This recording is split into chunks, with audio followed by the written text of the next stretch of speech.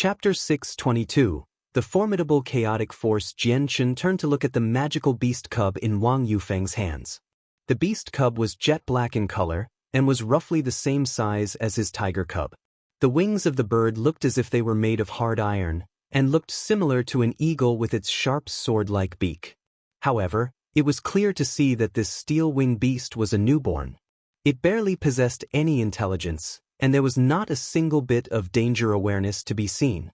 As such, it was currently quite content and quiet in Wang Yufeng's arms, unaware that the man who was holding it had killed its mother. Class 5 magical beast cubs that can fly are hard to obtain. If they are carefully bred from young until they mature, they will provide a great deal of assistance.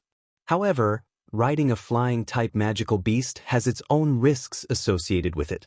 It would be best for a Heaven Saint Master to ride one. Jianchen spoke. Wang Yufeng chuckled in response. I understand that line of reasoning. The nature of a magical beast is a vicious one which can often lead to them going berserk. I heard once that many of the more gentle flying-type magical beasts lose control of themselves, causing their riders to plummet to their deaths. However, I'm sure that I'll be able to reach the highest level of control with this one so that such an event will never happen. In any case, a steel-winged beast is a Class 5 magical beast. When their intelligence matures, they'll be far more stable unlike the lower-ranked magical beasts, so the chance of losing control of themselves should be very low. Jianchen nodded his head in agreement. What you are saying makes sense. However, you must take advantage of the young age of the steel-winged beast and carefully nurture it. If it matures before you tame it, it'll only become harder. I know. For now, I will treat this little child as if it were my own. I will love it dearly. Wang Yufeng laughed. As they traveled, Jianchen and Wang Yufeng talked to one another. On the way, they talked about plenty of things, allowing Jianchen to gain a more in-depth understanding of Wang Yufeng. However, Jianchen did not once ask about his background, meaning it was still a mystery to him. That was because when one answered such a question, it was only natural that they would ask the speaker the same question. Don't ask, don't tell. That was how to avoid any careless slip of the tongues. The base of the Heiyun clan was in a first-class city around 5,000 kilometers away. With Jianchen carrying Wang Yufeng through the air, it took about 2 hours to arrive at the flourishing city. Afterward, Jianchen traveled to a large manor that Wang Yufeng had pointed out to him. He hovered roughly 500 meters in the air above it. The fact that Jianchen was using the wind elements in the world to travel had easily caught the attention of plenty of people below. One by one, they pointed at the floating figures in the air and started to gossip. The Tianzhu kingdom was a country that could be said to be in the middling ranks. It was slightly stronger than the Heavenly Eagle kingdom, and Heaven Saint Masters could be said to hold mighty ranks here. Whenever one ventured out in public, they would catch the eyes of many people. Under Jianchen's grasp, Wang Yufeng was able to point at the manor beneath him and say, "This is the place. This is the manor of the Heiyun clan." Without even needing to ask Wang Yufeng, Jianchen could tell that this manor was indeed the base of operations for the Heiyun clan. That was because Jianchen had already scoped out the place with his presence and had a very clear idea of the terrain. Above the gates at the entrance of the compound was a signboard that made it all too obvious just who lived here. Inside the manor, Jianchen could detect 3 Heaven Saint Masters. One of them lacked both of his legs. It was the very same one that had tried to stop him in the Thousand Venom Valley and tried to take the tiger cub away from him. Heiyun clan, I, Jianchen, am a man that keeps his word. I've come to settle the grudge made between us last year. And from today on, there will be no such thing as the Heiyun clan. Jianchen cruelly smiled. With a wave of his hand, the energy of the world came bubbling forth at rapid speed to gather into a 10-meter-long sword made of fire. The heat that radiated off of the blade was scorching and immediately elevated the temperature of the surrounding area.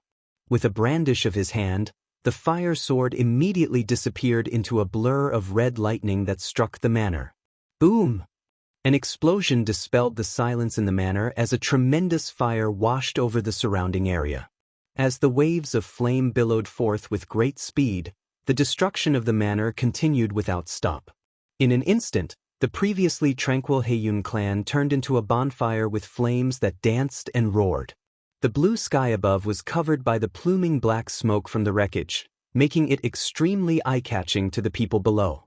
The interior of the manor was brought to a frenzy as countless servants and guards came running out of their rooms. When they saw the sea of flames, they all turned pale with fright and fled toward the outskirts with great panic as if afraid that the flames would incinerate them before they could escape. "What in the world is going on?" a middle-aged man cried out as he barged out of his room. Up until now, he hadn't even realized that someone had attacked the Haeyun clan. "Quick, put out the fire!" one of the more elderly caretakers cried out, but not a single person had heard him due to the intensity of the flames and the sounds that accompanied them. A few measly buckets of water wouldn't be able to put a dent in this flames in any case. "Someone has attacked our Haeyun clan. Be on your guard, I said." The captain of the guards immediately commanded the rest of the guards of the clan, but when he realized that there were people floating in the sky, his face paled drastically. "No. The ones who've attacked us are Heaven Saint Masters. That's not someone we can fight. Call out the patriarch." At the warning of the captain, 3 separate entities flew out of the interior of the manor. The 3 men quickly soared to the heavens to meet with Jianchen, and at the same time, an elderly voice called out with such volume that the ears of everyone else ached from it. "You there, for what reason have you to attack my Haeyun clan?" The elderly man called out with as much dignity as he could muster, but even his dignity could hardly hold back the furious anger the speaker had. Soon enough, the 3 Heaven Saint Masters arrived at the same altitude as Jianchen. Standing shoulder to shoulder just 20 meters away from Jianchen, each one of them looked ready to kill him. "Who are you? State your name at once and why you are attacking my clan." The bald elder standing in the middle barked out as he grasped his sword. The sharp point of the sword glinted ominously, and if it were any regular person standing there, their valor surely would have dipped to non-existent levels. Ignoring the elder that spoke, Jianchen stared at the elder without any legs next to him. Jianchen gave him a cold smile. "Perhaps you might recognize me?" The elder without legs obviously recognized Jianchen, and let out a gasp in shock. "It's you!" In his mind, he couldn't help but think of the legends he had been hearing as of late about Jianchen. His heart skipped a beat, and he contemplated trying to flee. "Third elder, who is he? Do you know him?" the bald elder asked. "He's the one who's been making waves recently with the rumors. The king of mercenaries, Jianchen." The elder barked with a great deal of difficulty. The bald elder blanched as well when he heard that. "What? He's Jianchen?" Prior to this, Jianchen had killed 5 Heaven Saint Masters by himself outside of Mercenary City. Even the news of his fight with 2 saint rulers within the city had been heard by these elders. Such a powerful figure like that was not an opponent that the Haeyun clan could take on. Even with the 3 Heaven Saint Masters, they stood no chance at all. "So you do remember me? Then, I presume you remember what I said to you years ago." "I said it once. If I, Jianchen, am not dead, then I'll be sure to annihilate your entire Haeyun clan. I have never once reneged my words before. I will not let a single one of my enemies escape, and today is the day I make good on that promise of mine." Jianchen laughed. The 3 Heaven Saint Masters blanched at Jianchen's words. While 2 of the 3 men there had not participated, they all knew just what event Jianchen was referring to. "Sire Jianchen, my Haeyun clan was the one at fault during that time. We give our sincerest apology and are willing to offer ample compensation. We ask that Sire Jianchen pardon our Haeyun clan, and we are more than willing to offer our assistance to you should you require us or our territory." The bald elder's intimidating glare melted away to adopt an apologetic smile. His voice gained a softer tone and no longer contained the iron edge from earlier. Unmoved by the proposal, Jianchen chuckled. "How lightly you treat your words. Back when I was on the verge of death because of your clan, this blood debt was formed. Just how could I give it up so easily? Only in your dreams." With that, Jianchen spoke no more and immediately shot toward the head of the leading Heaven Saint Master. The chaotic force began to cycle around his body, and with a flash of light from his dantian, the energy flew into his palm. Now that he could control the chaotic force, Jianchen's palm took on a gray color as a destructive amount of power came forth. The surrounding area around his palm looked like water as it distorted with ripples and waves. At this one moment, Jianchen could feel the practically unlimited amount of power he was wielding. It was almost as if his hand could split apart the world around him, and a single punch could kill a Heaven Saint Master instantaneously. This would be the very first time he wielded such a tremendous power. With a grunt, Jianchen slapped the area around him with his palm, causing the space in front of the slap to distort so violently that a slight fissure formed. With such a destructive force being unleashed from his palm, it was as if a dragon had suddenly been let loose. Chapter 623. Destruction of the Heiyun clan. With such a destructive force being unleashed from his palm, it was as if a dragon had suddenly been let loose. The space beneath the strike surged violently as the powerful energy ravaged the area around it with dreadful might. The three Heaven Saint Masters could feel just how powerful Jianchen's strike was from the surrounding space. It was like an icy block that froze the three of them in place. Moving even a single finger became difficult. The three Heaven Saint Masters had only enough time to turn pale in fright before the boundless wave of energy slammed against their bodies unceremoniously. In the face of such a tremendous amount of energy, the three Heaven Saint Masters folded as if they were ants. Without putting up any resistance, their bodies split apart into a violent display of blood and gore. The palm strike of Jianchen had not stopped there.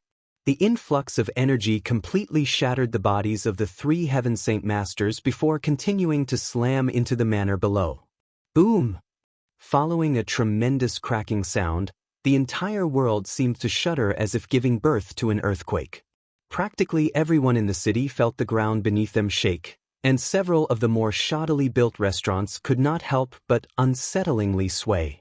Bits and pieces of the Heiyun clan's manor splintered into every single direction possible. At the center, the ruins of a tremendous strike could be seen. In an instant, the previously flourishing city was left a mess, and the Heiyun clan tragically suffered. The previous proud manor had been reduced to a ruined wasteland, and only smoke could be seen from what used to be the walls and roofs. At the very center of the manor grounds, a single hole about 100 meters wide and 10 meters deep could be seen. Furthermore, this giant influx of energy had damaged every single building within a kilometer radius. From the epicenter of the Heiyun clan, not a single building remained untouched by the blow. The might of the palm had caused such devastation. This was the power of a saint ruler. From his perch high in the sky, Jianchen observed his handiwork. He felt startled by the might of his own palm, and remained quiet for some time. He did not expect such devastation to occur after attacking the elders. Is this the power of the chaotic force? Jianchen thought to himself in surprise. The might of the chaotic force had indeed been out of his expectations. 3 of the Heiyun clan's Heaven Saint Masters had been killed so easily that it was almost as if they were nothing. His attack made him experience just how true the saying was, "In front of a saint ruler, everyone else is an ant." That saying was a veritable truth. In front of a saint ruler, everyone else may as well be an ant. Even Wang Yufeng, who had been leading Jianchen, was rendered speechless by the devastation. His eyes were as round as plates, and his mouth had dropped open wide enough for an entire chicken egg to fit in it from his shock. He could see that Jianchen had only struck with his palm, yet that attack had killed 3 Heaven Saint Masters. Furthermore, it had brought forth such devastation. It truly filled him with disbelief, and for a moment, he doubted what he was seeing. He wasn't a Heaven Saint Master, but even he understood that a Heaven Saint Master shouldn't be able to cause this much destruction. Could Jianchen already be a... Wang Yufeng suddenly began to shiver as a question popped in his head. This thought that had suddenly popped in his head was so terrifying that even he wished to stop thinking about the answer. Plenty of people gathered in the surrounding area of the Heiyun clan to see the outcome. A procession of soldiers had already formed as well, but even they could only look up in misery at the floating figures above. Each spectator remained silent, completely shocked at the sight. The army of soldiers didn't dare say a thing. Despite the destruction of part of the city, not a single one of them was brave enough to even fart right now. The Heiyun clan held an extremely lofty and powerful status within the city. They had been the strongest faction in the city and had been considered second to none even in the kingdom they resided. However, this mighty faction had been wiped out in an instant, and against their assailant, they might as well have been nothing. This was something that every single spectator found hard to believe. Half a moment later, Jian Chen finally let out a long turbulent sigh to control his emotions. With a wave of his hand, he tossed several space rings into the hands of several people down below. "We're going," he informed Wang Yufeng before turning around to leave the city, leaving behind the dumbfounded citizens of the city. It had only taken a single wave of his palm to cause an irrevocable amount of damage to the Heiyun clan. The blood debt that Jian Chen had with the Heiyun clan could be considered to be done and over with. The following days after, Jian Chen relentlessly continued to try to find the whereabouts of the Jetta clan. The Jetta clan remained true to their label as a hermit family, staying hidden in a forest or mountain somewhere. They were an isolated faction that never showed their faces to the world, causing Jian Chen to hear absolutely nothing that could lead him to their location. In fact, many of the people Jian Chen asked had never even heard of their name before. However, the gods were willing to reward the hardworking man. On the third day of Jian Chen's laborious attempt to learn of the Jetta clan's whereabouts, a relatively strong sect reported that they knew of the Jetta clan. Jian Chen brought Wang Yufeng with him there. The Jetta clan was said to have been founded at the core of a mountain with countless of magical beasts standing guard around it. There was no shortage of Class 5 magical beasts there, and there were several Class 6 magical beasts that the clan had tamed. They were trained to guard the gates and to prevent any outsiders from entering. Jian Chen brought Wang Yufeng to a spot 20 kilometers away from the reported mountain ridge. He then stared off into the distance at the series of buildings that sprung up from the ridge. "Wang Yufeng, you stay here. I will be fighting a Saint Ruler. Taking you there would only serve to hurt you." At the mention that Jian Chen was about to start trouble with a Saint Ruler, Wang Yufeng's heart began to beat frantically. It was with great concern that he said, "Jian Chen, your opponent is a man who became a Saint Ruler many years ago. Furthermore, this is his domain. If you're going in there alone, you must be careful. Relax. I'll be fine, but you must make sure to hide yourself away. Don't let the men of the Jetta clan catch you. There might not be any magical beasts around here, but make sure that you don't get caught by one nonetheless. Hide yourself now," Jian Chen instructed before flying into the air to reach the Jetta clan. Chapter 624, Challenging the Jetta clan. There was a place in the backmost courtyards of the Jetta clan that the majority of people were forbidden from entering. This forbidden place was what many of the clan members considered to be a type of holy ground. Practically everyone bowed reverently in the direction of these grounds when standing near them. The patriarch of the Jetta clan would often shut himself off from the world in this forbidden place to focus on his cultivation. He was the sole Saint Ruler of the Jetta clan and was the sole reason for the Jetta clan's status as a hermit clan. Within a flower garden in the Forbidden Zone, all sorts of flowers were blooming in a stunning fashion. A rich aroma wafted through the air, and a large rabble of butterflies could be seen flapping their wings gently as they traveled through the air, giving this deathly quiet area a vibrant feeling of life. At the very center of the flower garden was a wooden house. This wooden house clearly looked as if it had stood for a very long time. The wood was ancient, but despite that, it remained standing with signs of damage from the passage of time. It had clearly been worn down to the point where it looked as if it would collapse. Like an elderly man that seemed destined to fall at any moment, this house looked as if it was about to collapse on itself with a single totter. Within the house, the patriarch of the Jetta clan sat at a wooden table in the center of the room. His eyebrows were furrowed together as if deep in thought, and his face was covered with a look of worry. Ever since his escape from Mercenary City, the man had been living in unease without a day of solace. When he had first realized what was happening in Mercenary City, he had been deeply influenced by it. Jian Chen was able to do as he pleased in Mercenary City without restraint, and for the life of him, the patriarch could not understand why. As a 2,000-year-old Saint Ruler, Patriarch Jetta knew a lot about the world. Even the barrier of Mercenary City was known to him to several degrees, and he knew that its capabilities were something that a Heaven Saint Master could never hope to match.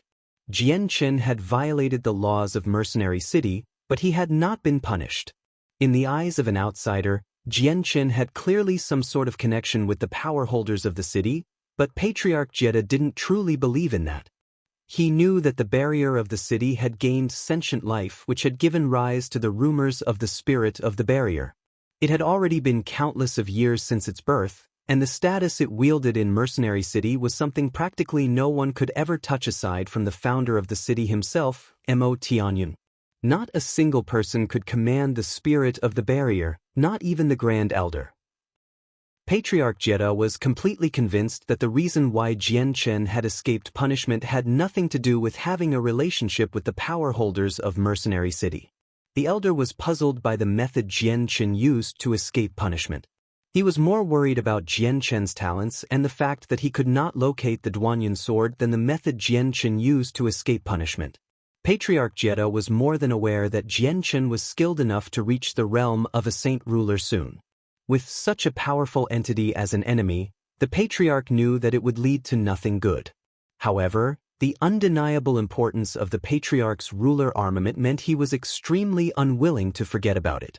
Not only was the ruler armament a treasure to the Jetta clan as their symbol of power, it was also passed down from generation to generation from the previous Patriarch.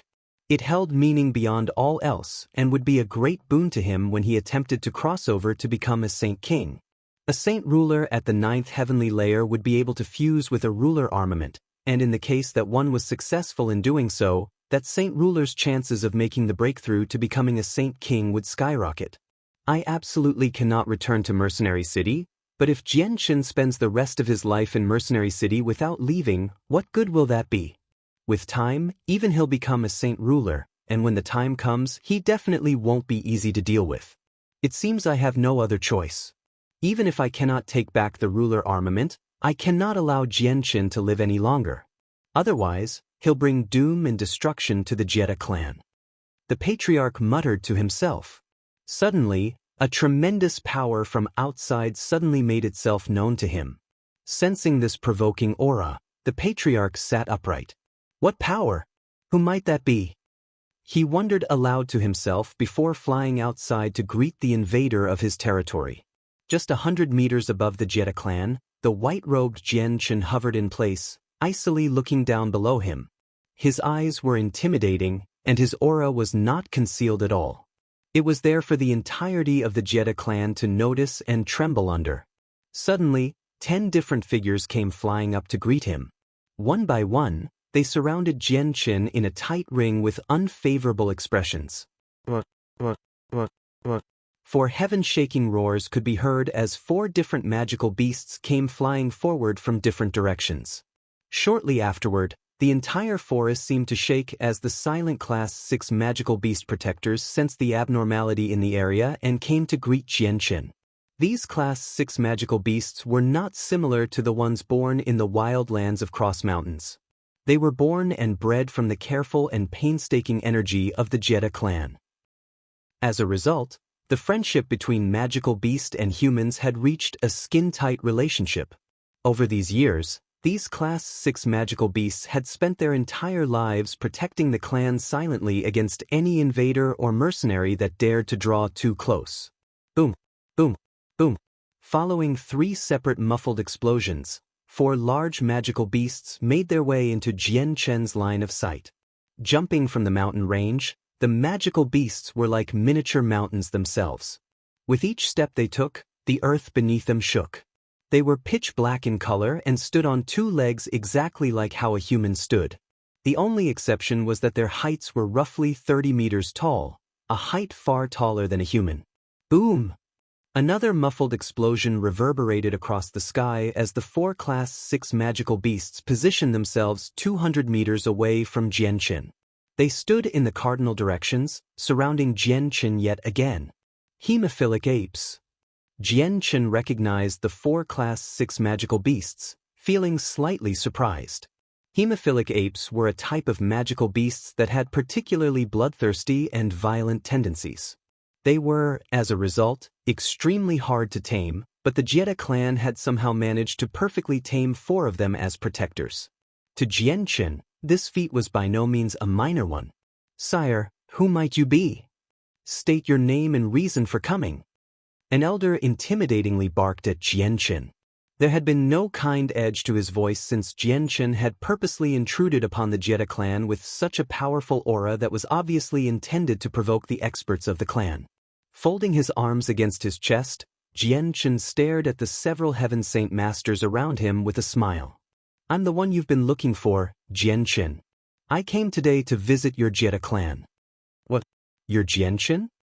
So you're Jianchen. You have the guts to come knocking on our door to seek your death." As soon as they learned who he was, everyone felt surprised. Shortly after their surprise, they all laughed as a tremendous spike of killing intent suddenly erupted from their bodies. Roar! Sensing the hostility in their owners, the 4 hemophilic apes immediately identified Jianchen as an enemy. One by one, they let out a roar that shook the heavens as a bloodthirsty light entered their fist-sized pupils. The tiger cub on Jianchen's shoulder was none too pleased at the 4 Class 6 magical beasts' aggressive behavior. Standing up, the cub let loose a mighty roar toward the 4 apes. Although the cub was extremely proud, it was still a Class 4 magical beast in strength. It was not yet mature enough to deal with 4 Class 6 magical beasts. Thus, the action of the tiger cub had not been an attempt to fight the 4 beasts but to completely infuriate them. As expected, the 4 apes let out a furious howl before charging at Jianchen with great cumbersome steps. Not only did the Jetta clan do nothing to stop the 4 hemophilic apes, they took several steps away to give them space to fight. They knew of Jianchen's strength and how he had been able to best 4 Heaven Saint Masters' Heaven-tier battle skills before killing the 4. His strength was not something that they could easily overlook, so they wanted the 4 apes to test his strength first. As if coordinating with one another, the 4 apes charged at Jianchen before leaping into the air. Their mountainous bodies were like great big cranes as they took flight, making their way 100 meters into the air where Jianchen was. Staring at the 4 hemophilic apes in disdain as they charged at him, Jianchen smiled cruelly. With a flip of his hand, a condensed blob of chaotic force encompassed it before he moved to slap them down. Chapter 625, Showdown with a Saint Ruler, 1. The amount of power that Jianchen held in his hand rippled across the entire mountainous area as if it were a heavy weight. With speed as fast as lightning but no thunder to accompany it, the area beneath the strike started to look even more cramped than before. Then, it seemed as if the entire area had frozen in time. The 4 hemophilic apes had only gotten within 50 meters of Jianchen before they were frozen in place. They had only been 30 meters in the air, but even their gigantic bodies were rooted firmly in place. Boom! Following their inability to move, a fierce amount of energy ruthlessly smashed into the bodies of the 4 apes, causing the Class 6 magical beasts to crash back down to the ground as fast as they came up. As they fell, blood was pouring from not only their mouths, but also their eyes, ears, noses, and even pores. Smashing against the ground with a terrible rumbling sound, the 4 hemophilic apes landed so roughly that the entire area shook several times as fissures started to form. Even the mountain ridge started to collapse. A 10-meter deep hole now spanned a perimeter of several hundred meters. In the center, 4 separate craters could be seen from where the 4 hemophilic apes had landed. Yet, there was no movement from within the crater. Whether they were still alive or not was a complete mystery. The men from the Jetta clan felt their jaws drop at the unbelievable sight in front of them. As if a storm was being waged in their minds, they were deeply affected by the sight. Jianchen's strength was something that left them all speechless. It had only taken a single palm to defeat 4 Class 6 magical beasts to such a degree. Was this really the strength of a Heaven Saint Master? Against these 4 hemophilic apes, even a 6th cycle Heaven Saint Master would be unable to defeat them soundly without a Heaven-tier battle skill. This was the difference in natural strength between humanity and magical beast. However, Jianchen only needed a single palm strike to defeat them. What kind of power was that? Slowly taking back his hand, Jianchen stared at the 4 hemophilic apes. These 4 Class 6 magical beasts are quite strong since they survived even after receiving this palm strike of mine. They're stronger than the Heaven Saint Masters of the Heiyun clan at the very least. Are you really Jianchen? After a long while, one of the elders finally inquired with a stare of disbelief. He didn't dare believe that the youth that had become the king of mercenaries was so unbelievably strong. Each and every participant of the gathering of the mercenaries was under the age of 50, so a youth with that much strength was simply far too much. Isn't this the strength of a saint ruler? A woman despondently asked. There's no possible way Jianchen should have a strength like that. Or you? Another man skeptically inquired. They had never seen Jianchen before and were thus not sure of what he looked like. Giving a cold smile, Jianchen was about to open his mouth to say something when something out of the corner of his eyes caught his attention, causing him to look there. The space in the direction he was looking at was starting to distort to reveal a white-robed elder with long hair and a scholarly aura.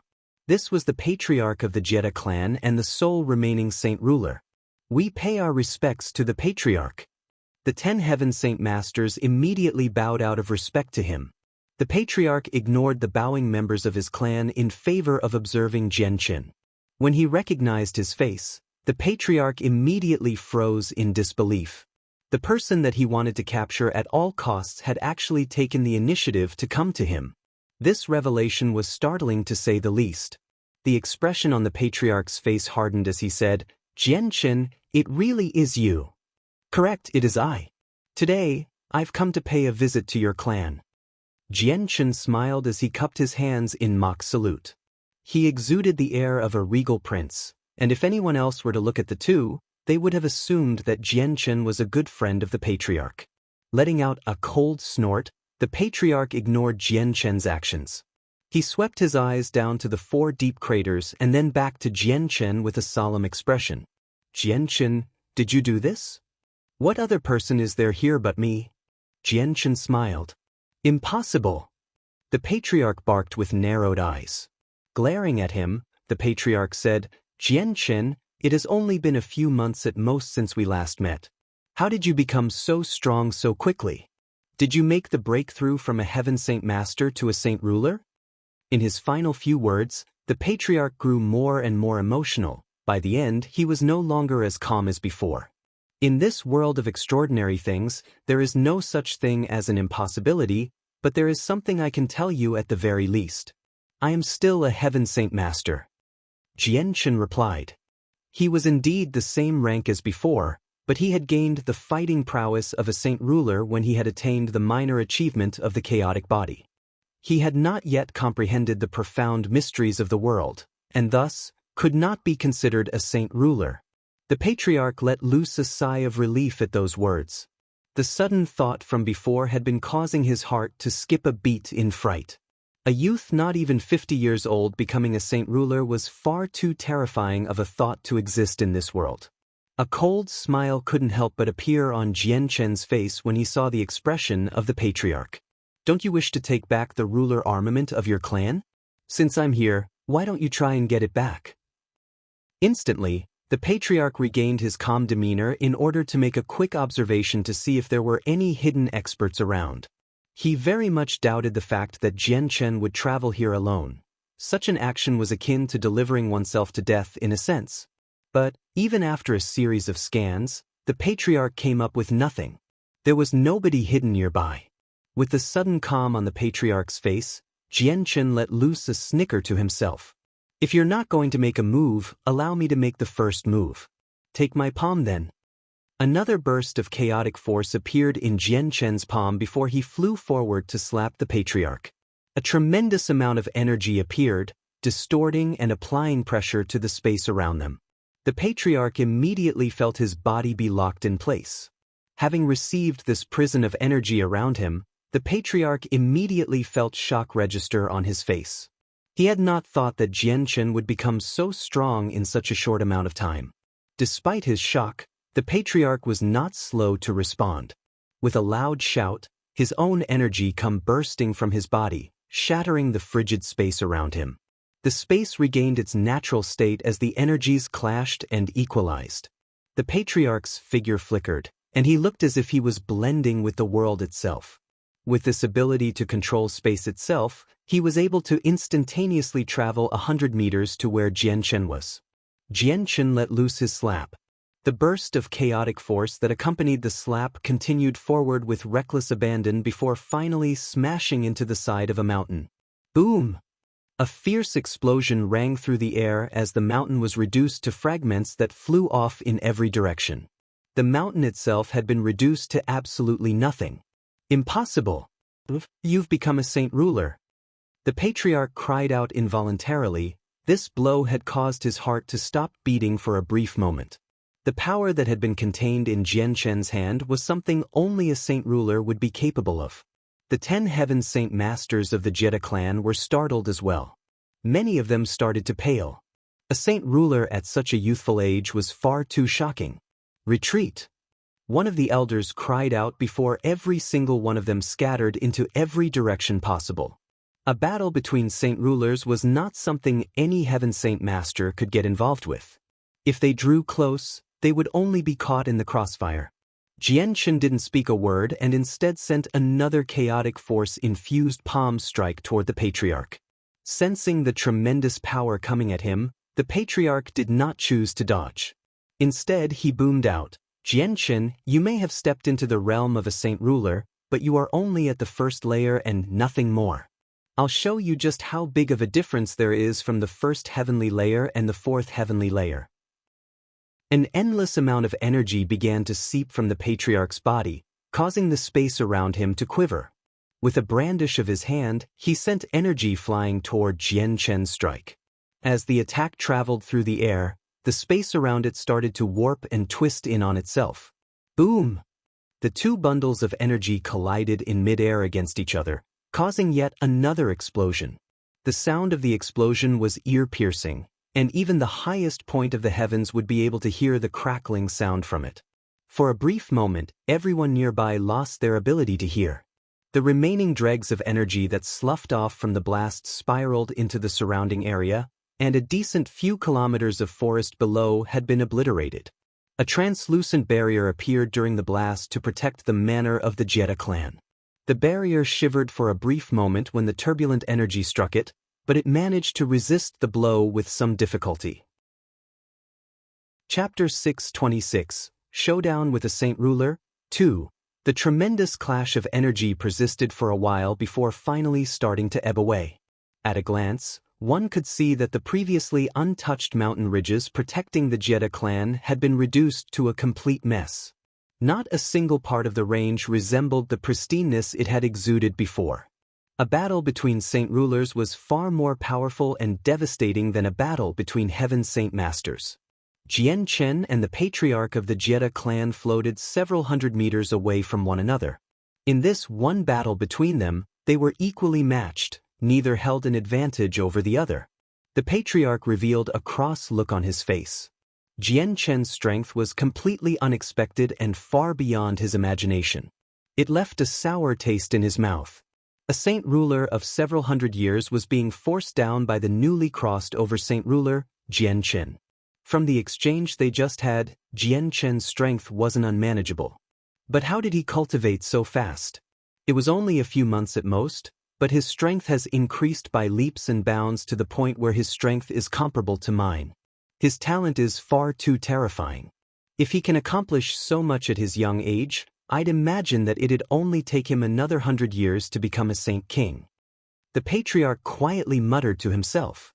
Already, he was starting to see Jian Chen in an entirely different light.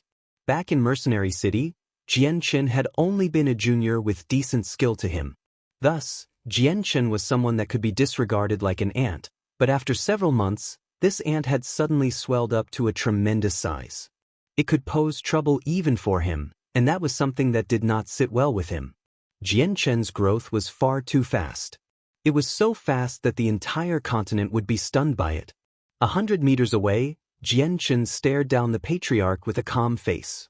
His eyes were intimidating, and his body released a tremendous aura that shot into the air with an impressive amount of energy. At the moment, he looked like some sort of war god that towered over everyone else with indomitable strength. To be even more specific, he was like some sort of undefeatable god of the sword that was ready to split the world with his powerful sword chi. Suddenly, a gray-colored energy began to float around Jian Chen's body. This was an incoming surge of chaotic force, gathering wisp by wisp in his hand. Soon enough, his palm was twinkling with a gray-colored light. With such a large amount of energy gathered, the space around it started to twist and distort once more. When the patriarch sensed the amount of energy gathering in Jian Chen's palm, he grew serious as well. As a saint ruler, he was able to sense that the energy in Jian Chen's hand was far stronger than his own saint force. This realization was extremely troubling, and he was left no time to hesitate. With both arms moving into action, his palms moved in front of his chest to accumulate an extremely mystical power that attracted the profound mysteries of the world. As his hands moved, the space surrounding him started to flow like water. It was like some sort of mysterious power was accelerating the flow of time. At this sight, the 10 Heaven Saint Masters that were watching knew that the two combatants were charging up their attacks. Without even needing to be told, they immediately grabbed the people hiding behind the manor's barrier and fled as far as possible. They could not guarantee that the barrier would be able to hold up against both Jian Chen and their patriarch's attack. Several seconds passed before Jian Chen took the first move. With his palm thrusting forward, the chaotic force that had accumulated in his palm came flying out like a stream of water. Carrying a tremendous power, the chaotic force traveled toward the patriarch. Ha! At the same time, the patriarch let out a deep grunt. His palms shot out as fast as lightning, letting loose the mysterious energy he had been accumulating. This energy contained the profound mysteries of the world. It could not be seen nor felt by those who did not comprehend it. It was something that fused with the world and space itself, mysteriously and indescribably. When the two energies collided in the air, the expected explosion from the collision of these two energies, strangely, did not happen. There was no fallout from the energies washing over the surrounding area either. Instead, the space where they collided gave a mighty shudder and shake as the energies tore it apart. A single-meter-long fissure appeared in the sky, but was quickly patched back up by the world. At the very center of the collision was a single black hole, but unlike any normal black hole, there was an extremely faint light from a star that could be seen inside. Jian Chen's chaotic force was stuck in a deadlock with the patriarch's profound mysteries of the world, in a constant struggle to win over the other. Eventually, both powers tried to cancel each other out as their energies began to fade. Within several seconds, Jian Chen's chaotic force ended up the winner of the exchange while the profound mysteries of the world had been completely used up. The remaining chaotic force had not been slowed in the slightest. It continued to fly toward the patriarch. What is this energy? How is it so powerful? The patriarch cried out in astonishment. Pushing out with his palms again, he forced out even more saint force from his body to try and counteract the slightly weaker chaotic force. Master, you can't keep going on like this.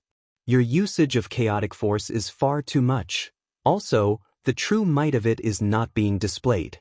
It is only with the chaotic body that the chaotic force can show its true might. Ziying's voice explained in Jian Chen's mind. Jian Chen's heart skipped a beat after hearing this. He immediately gave up the idea of using the chaotic force as a projectile against his enemy. At a thought, the wind elements in the world gathered around him, surrounding Jian Chen with an azure light. Jian Chen flew straight for the patriarch. Master, the chaotic force should be distributed throughout the body to show off the might of the chaotic body. Qing Suwa instructed with a sing-song voice in Jian Chen's mind. They were extremely knowledgeable about the chaotic force, unlike Jian Chen, who had only just made contact with it. He was a complete stranger to this powerful energy and required the two sword spirits to guide him on how to use it. Chapter 627, Showdown with a Saint Ruler, 3. Jian Chen didn't hesitate in his actions after listening to the sword spirits. Like an obedient schoolchild, he immediately swallowed some of the chaotic force from his dantian and spread it throughout his body. With the fusion of the two, Jian Chen immediately felt the strength of his body elevate to a higher level in terms of defensive might. Once the chaotic force had spread through his body, Jian Chen didn't even feel the chaotic force dissipate. It continued to maintain that same level of strength throughout his body without being used at all. The following moments after he had used the chaotic force to strengthen himself, Jianchen felt his entire body continue to operate at an extremely boosted level. During that moment, Jianchen drew closer to the patriarch. His palm became a fist filled with chaotic force meant to punch the patriarch. As the fist traveled, the surrounding space around it violently trembled. Jianchen wasn't adept in close combat fighting with his own body, but Jianchen didn't worry about any threats because the powerful chaotic force had been joined with the chaotic body. The patriarch was startled at Jianchen's choice of attack, but then a small smile appeared on his face as he said, "Jianchen, this old man has a considerably strong body. Allow me to teach you a good lesson with it." Without delay, the patriarch's right hand formed a claw shape as it filled with saint force. That hand flew toward Jianchen's neck while his left hand moved to block Jianchen's punch. The patriarch of the Jetta clan was without a doubt a saint ruler. He was one who had peered into the abyss that was the profound mysteries of the world and understood the secrets to space. A fist of his contained the powers of space, and was extremely fast as a result. It moved so quickly that Jianchen had no time to dodge the attack. Thus, the man grabbed Jianchen by his throat. Jianchen felt startled to see the hand reach his throat. Although the chaotic force was still spread throughout his body and boosted it to an unbelievable level, Jianchen was fighting a saint ruler either way. He wasn't even sure of how strong he was with his body as it was right now. He was unsure whether or not he could survive the saint ruler's strike to his throat. The saint ruler easily grasped onto Jianchen's weak point. This made the patriarch feel extremely joyful, and with a twinkle of killing intent in his eyes, he laughed. "Jianchen, you may have stepped into the realm of saint rulers, but you've clearly not understood the mystery that is space. Allow this old man to send you to your death." With the final word, the patriarch squeezed his right hand, trying to snap Jianchen's neck. After the patriarch clenched his hand, he came to the startling realization that what he was holding was not flesh and blood. It was something many times harder than steel and stone. The look of joy on the patriarch's face slipped away with the realization. Staring at Jianchen in shock, he asked through his befuddlement, "How? How did your throat become this tough?" By now, Jianchen's body was completely filled with chaotic force and boasted a defensive might that was startling. Even a saint ruler wouldn't be able to leave a scratch no matter how hard he tried. One wouldn't even be able to snap Jianchen's neck. Jianchen was filled with an endless amount of joy while he calmed himself down. At the same time, Jianchen's right palm made contact with the patriarch's palm. With a sharp crack, the bones in the patriarch's right arm fractured. Letting out a deep grunt in pain, the patriarch watched as his right arm lifelessly drooped down to his side. Jianchen also grunted as the chaotic force in his right arm cycled. Jianchen punched at the patriarch's chest, but the space around his fist froze up, allowing his punch to travel even faster. After experiencing Jianchen's punch once, the patriarch was now painfully aware of how strong his fist was. Unwilling to allow himself to be used as a punching bag, the patriarch's body flickered into non-existence. By borrowing the power of space, he was able to retreat several meters away where the frozen space Jianchen had created did not affect him. Bang! The fist of Jianchen impacted against the sky, letting loose a muffled explosion while space became heavily distorted. Jianchen did not hesitate to let out a loud hiss after his punch missed. He charged straight for the patriarch, who was still several meters away, as his fighting intent rapidly increased. The patriarch's face hardened when he felt the amount of power in Jianchen swell up. Swiftly turning around, he borrowed the power of space once more to retreat several hundred meters away. Once there, he began to condense his saint force into his right hand. In a second, a sword made of fire appeared in it. The flames that flickered off the blade were so intense that they seemed to burn the very space around them. And now, this old man won't be holding back any longer. Let this old man have some good fun. The patriarch spat. After these several exchanges, he knew that this was no time to hold back, otherwise, there would be no way to counter this upstart of a youngster. Chapter 628, Subjugation 1.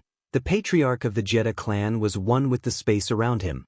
In his current state of harmony, he was free to travel almost instantaneously toward Jianchen.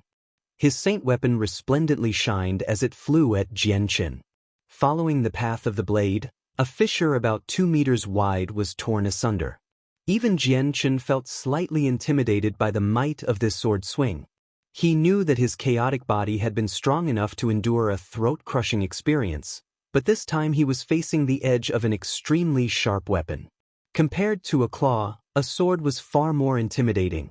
Jianchen had no guarantees that he would be able to survive this attack as easily as the strike before. The power that came from a saint ruler when they used their saint weapon was not insignificant.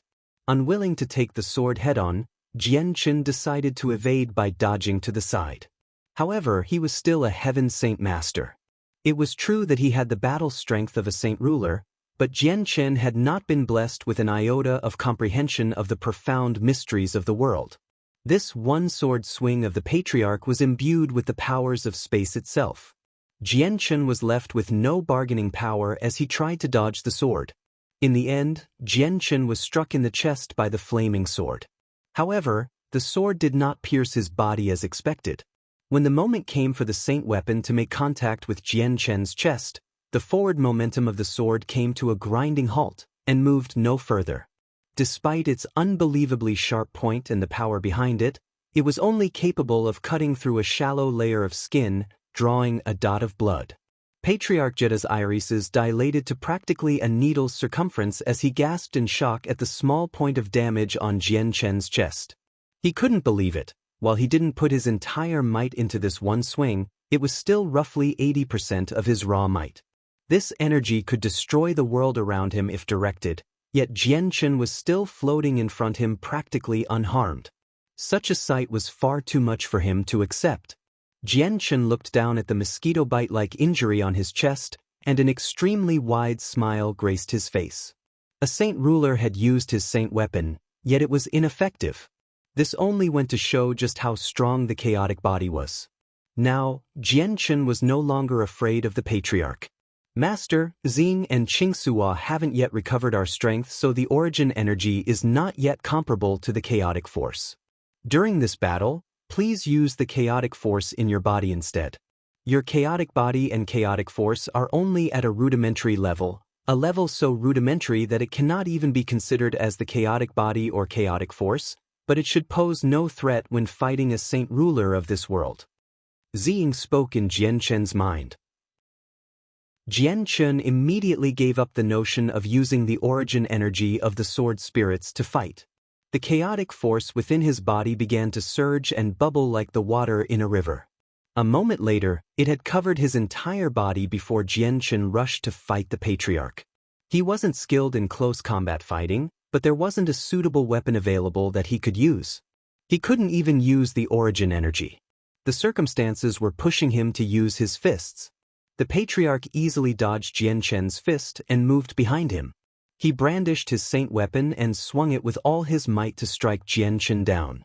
Like lightning, the saint weapon arched into Jianchen's back, but the attack only served to cut away his robes, revealing his unblemished skin. Shortly afterward, a small white line appeared where the blade had cut him. Blood could be seen dripping from the white line. With his white skin as contrast, the blood was very eye-catching. The patriarch could only stare in mute shock at the wound on Jianchen's back as his skin regenerated back to its original state as if it had been completely unharmed in the first place. The patriarch had used his entire strength to cut down Jianchen, but the end result was a slight paper-cut-like wound that instantaneously healed itself. Impossible. The patriarch stuttered. He was completely dumbfounded by this result where only an insignificant wound had been inflicted. The tiger cub hiding on Jianchen's shoulder had been affected by the tremendous aura of the saint ruler, causing it to let out a small, frantic cry. It clung to Jianchen's neck with both its paws. The cub seemed like it was about to collapse. Feeling the slight burn that traveled up his spine, a malevolent glint appeared on Jianchen's face. Moving the tiger cub from his shoulder to under his left arm, Jianchen moved to punch the patriarch. In fierce battle between Jianchen and the patriarch, both combatants were using their entire strength. Each attack they threw out was capable of destroying the world around them. When their attack impacted against something, A tremendous sound resonated and great winds erupted. One after another, fissures appeared in the space around them. They sucked in the light of the world, revealing twilight in the holes. By now, the forest around them was a desolate place. The battle in the sky continued for a very long time without stop. Soon enough, the manor of the Jeddah clan had been utterly wiped out and leveled with only remnants of the place to be seen scattered about. The members of the clan had long since evacuated the place with the help of the 10 Heaven Saint Masters. They were in a safe area several dozen kilometers away. Jianchen felt very sullen about the current progress of the battle. It had been dragging on for so long, but he was never able to make contact with even the robes of the patriarch. Each time he tried, the patriarch of the Jeddah clan would escape. On the inverse, he didn't even know just how many blows the patriarch had landed on him. The Jeddah patriarch's strikes had not been a threat to him because of the immensity of the chaotic force. The wounds Jianchen sustained only took a small moment to heal without leaving a mark. Although Jianchen possessed the strength of a saint ruler, he was still a heaven saint master that hadn't comprehended the profound mysteries of the world. Without that comprehension, he could only defend against a saint ruler. There was no way he could land a finishing blow or even manage to seriously injure one. Unless the saint ruler gave up on using space to evade, Jianchen had no other choice but to continue. Hovering 1,000 meters in the sky, the patriarch stared at Jianchen. Jianchen, after this long fight, you and I are getting nowhere. Why don't we stop here? Fighting any longer would only be a meaningless waste of time. After battling for so long, the patriarch knew he couldn't harm his opponent even though held the advantage over Jianchen. Even if he went all out, Jianchen would only experience scratches. Jianchen came to a stop in the sky as well. A slight tint of azure light wrapped his body as if he was gathering the energy of the world to make him fly. It was unlike the patriarch's ability to fly without using the elements at all. Patriarch Jeddah, I am unable to harm you, but the future Jianchen will definitely remember this grudge. He will visit once more and ensure that a disastrous payment will be taken from your clan. Jianchen emotionlessly replied. He had been extremely angry and sullen at the beginning of the fight, and had lost all his fear earlier. Jianchen was now trying to intimidate the patriarch since he couldn't harm him. Chapter 629, Subjugation 2. The patriarch had an ugly look on his face while he listened to Jianchen. He knew that Jianchen wasn't joking, and with the talent Jianchen possessed, he would only skyrocket in strength from here on out. If the patriarch waited any longer, it would only be a matter of time before Jianchen would become a threat that he couldn't handle. However, the patriarch had no way of dealing with Jianchen even now. As the patriarch floated in midair, the twinkle in his eyes flickered unsteadily as if he was arguing with himself internally. Several moments passed before the patriarch finally made up his mind. He grit his teeth to say, Jianchen, it's better to let sleeping dogs lie rather than wake them. You were the one who started this affair. We only wish to take back what you stole from us, and while my Jeddah clan was a little excessive in some fronts, you've completely destroyed my Jeddah clan's home. The home that we have stayed hidden in for thousands of years has been reduced to nothing. We can no longer live here, therefore, we should wipe away the debt. From today on, our two sides should give up this war. Your words are cheap. Jianchen snorted. If you said this to me before, I would have considered those words seriously, but your Jeddah clan is no longer an object of worry to me. Don't even try to delude yourself into thinking I won't chase you down. A dark light crossed over the patriarch's face as he said in a low voice, Jianchen, I cannot do a thing to you, but you cannot do a thing to me either. If you won't consider your own well-being, why not consider the well-being of those by your side? The Jeddah clan may be a hermit clan that rarely meets with the outside world, but we still have many methods of finding out where you live and who is closest to you. You dare! Jianchen immediately spat out with a terrifying glare. His eyes were like two sharp swords as he stared at the patriarch in fury. If you dare, then I'll kill off all your clansmen. A furious killing intent flooded the air from Jianchen's body as he sent out his presence to find out where the members of the Jeddah clan were hiding. Since he now had strength equal in might to a saint ruler, a heaven saint master was like an ant to him.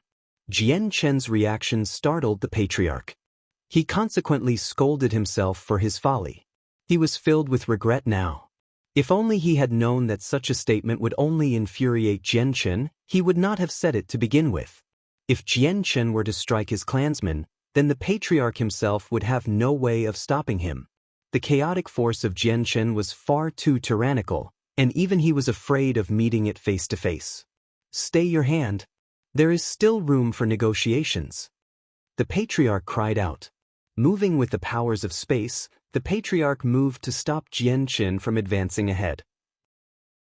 Jian Chen's eyes were filled with anger as he swung his chaotic force-infused right hand at the patriarch, who was blocking the path in front of him. However, the patriarch dodged Jian Chen's hand with ease. Flickering to just another 100 meters away from him, the patriarch shot a beam of sword chi at Jian Chen in an attempt to hinder his forward progress. Jian Chen completely ignored the fact that he could dodge. He struck at the beam with his fist. Boom! When the fist met the sword chi, a loud explosion could be heard as a gale of leftover energy swept about and distorting the space of the world. Jian Chen continued forward with only a small injury on his right hand. Some blood could be seen trickling from it, but it healed up within a few seconds as if nothing had happened. Jian Chen, as long as you let my Jetta clan go, I, Jetta Tai, will lend my aid to you for any 3 tasks. The patriarch swore. As far as he was concerned, the clan was far more important than anything else. As long as the clan survived, the patriarch would not feel bad about his actions. Upon hearing this, the killing intent Jian Chen was leaking began to die down a bit as he stared at the patriarch with a thoughtful look.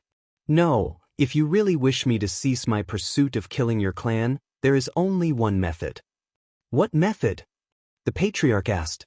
Submit to me. Jian Chen smiled. If the patriarch really was willing to submit to him, then he would have no need to bother with this situation. Don't even think about it. The patriarch immediately lost all color in his face as anger flooded forth. He was a saint ruler, an entity that stood on top of almost everyone else. How could he possibly submit to someone of the younger generation? A frosty look appeared on Jian Chen's face. If that's how it is, our negotiations are finished. Jian Chen, let us settle our matters a different way then. The patriarch tried his best to quell his anger. Pretending to be the solemn one, the patriarch was currently trying his best to ensure that his clan didn't die. He was reluctant to be the angry one of the two. Shaking his head without hesitation, Jian Chen answered, there is only this method. Aside from that, nothing else can be considered. He paused for a moment. Submitting to me may be a little off-putting to someone like you, but it isn't too embarrassing either. I was able to reach this realm of strength at such a young age. If I am given even more time, I'll definitely step into the Saint King realm and even the legendary Saint Emperor realm. At the mention of Saint Emperor, the patriarch's body violently trembled. He looked at Jian Chen in disbelief. However, when he considered just how young Jian Chen was and how strong he was, the patriarch began to have second thoughts. The amount of people that reached the legendary zenith that was the Saint Emperor realm could be counted on one hand. It was not as if no one did, but the most important fact was that of all the people that had done so, their potential had not been as outstanding as Jian Chen's. It was extremely likely that Jian Chen would one day become a Saint Emperor. At this thought, the tension in the patriarch's heart began to dissipate. Jian Chen saw through the thoughts that the patriarch was thinking and moved to capitalize on the moment. Looking at the long-term benefits, submitting to me would not be a bad plan. The benefits outweigh the detriments and will help elevate your clan status. From a hermit clan, you may very well become a clan that will survive from antiquity to the future. When I become a Saint Emperor, you may very well have a good chance of becoming a Saint King with my assistance. The heart of the patriarch skipped a beat at those words, but with a level mind, he asked, just what proof do you have that you are sure you will become a high and mighty Saint Emperor? Because I am only 23 years old. Jian Chen laughed. Chapter 630, The Transformation of Little Fatty, 1. What? You're only 23? The patriarch exclaimed. While he knew that Jian Chen was young, he didn't think that Jian Chen would be that young. A saint ruler by the age of 23 was an unprecedented situation for the history of the continent. Before Jianqin, not a single person had become a saint ruler by that age. Talent like this was like a beacon of light to all else.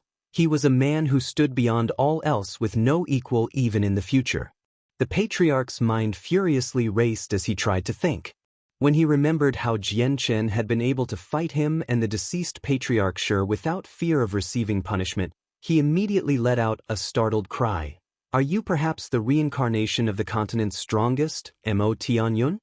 As far as the patriarch knew, only Mo Tianyun, the strongest person throughout the history of the continent, possessed talent as terrifying as Jianqin's, even though concise history had only been formulated after his existence. Now it was Jianqin's turn to look astonished. He had no idea that the patriarch would actually make the assumption that he was the reincarnation of the continent's strongest person, Mo Tianyun, after finding out his true age. So have you considered it? Submit to me, work for me, and I shall wipe away the debt of the Jetta clan. The potential benefits your clan may receive in the future are unlimited. If this isn't ideal, there is only one other way to continue this discussion. Jianqin evaded the question with a smile. Still unsure, the patriarch continued to float in the air with a conflicted expression on his face. He was clearly trying to make a decision.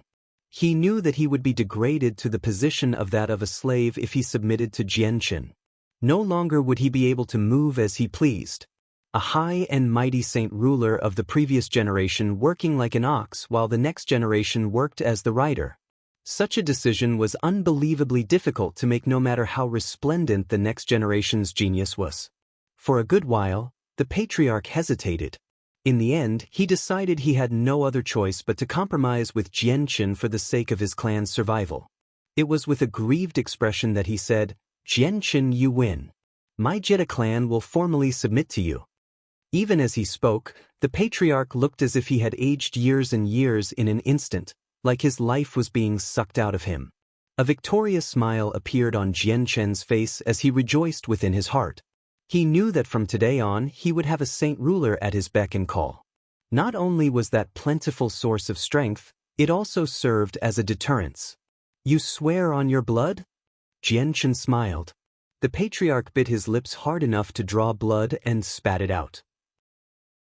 Quickly, he drew a mysterious but grotesque pattern with his blood in the air before it flew to Jianqin. This blood oath was something that the patriarch had created using the three energies of his body and life.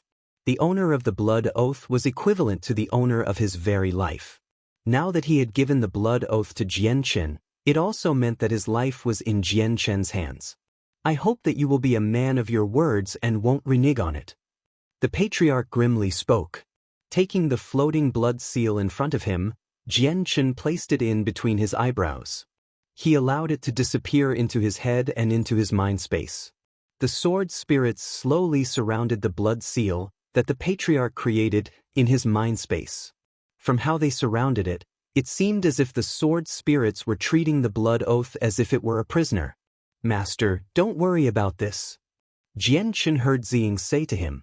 Sighing in relief, Jianqin watched the blood oath disappear into the sea of chaotic force. His mind space was a dangerous place to allow things in. If he wasn't careful, the patriarch's blood oath could do something to him. After he accepted the blood oath, Jianqin felt as if there was some sort of subtle connection between him and the patriarch. It allowed him to sense which direction the patriarch was and where the patriarch was in the general area. Jianqin was also able to feel that if he destroyed the blood oath, the patriarch of the Jetta clan would die on the spot. Knowing that he had the capability of controlling the life of a saint ruler filled with joy. This was undoubtedly a great windfall. Ah, since we are family now, how might I call you? Jianqin smiled at the patriarch. The earlier killing intent he had been releasing was nowhere to be seen. Jetta Tai. The patriarch emotionlessly stated. Unperturbed by the patriarch's attitude, Jianqin continued to smile. Then I'll be calling you that from now on. You may leave now to handle your clan. Meet me in Mercenary City half a month from now and we'll leave together. Jetta Tai nodded his head without a word, but his heart was undoubtedly feeling very gloomy. Jianqin gave Jetta Tai several tasks to do. He then left the area after changing his clothes. 30 kilometers away, he found the hiding Wang Yufeng, who was behind a giant stone. Jianqin then flew away with him in tow. Chapter 631. The Transformation of Little Fatty. 2. The sky above was sunny. There was not a single cloud in sight for kilometers around. A slight breeze could be felt as golden rays of light brightly sprinkled down onto the equally golden ground below. The entire continent basked in the golden rays of sun as it warmed up. Jianqin flew across the azure sky with Wang Yufeng at sound-breaking speeds. They were traveling fast enough that the scenery below was a blur. Jianqin, you really are amazing to kill even a saint ruler. I wasn't able to see the fight, but the sounds alone were enough to terrify me. The earth and the heavens themselves felt as if they were threatening to fall to pieces, and even the mountains had been utterly destroyed. I had almost thought that you were going to destroy the world. Wang Yufeng spoke passionately without pause. A saint ruler is really strong after all. They're not someone any person can easily fight. Even if I came across a saint ruler, I'd be like a piece of paper to be blown away.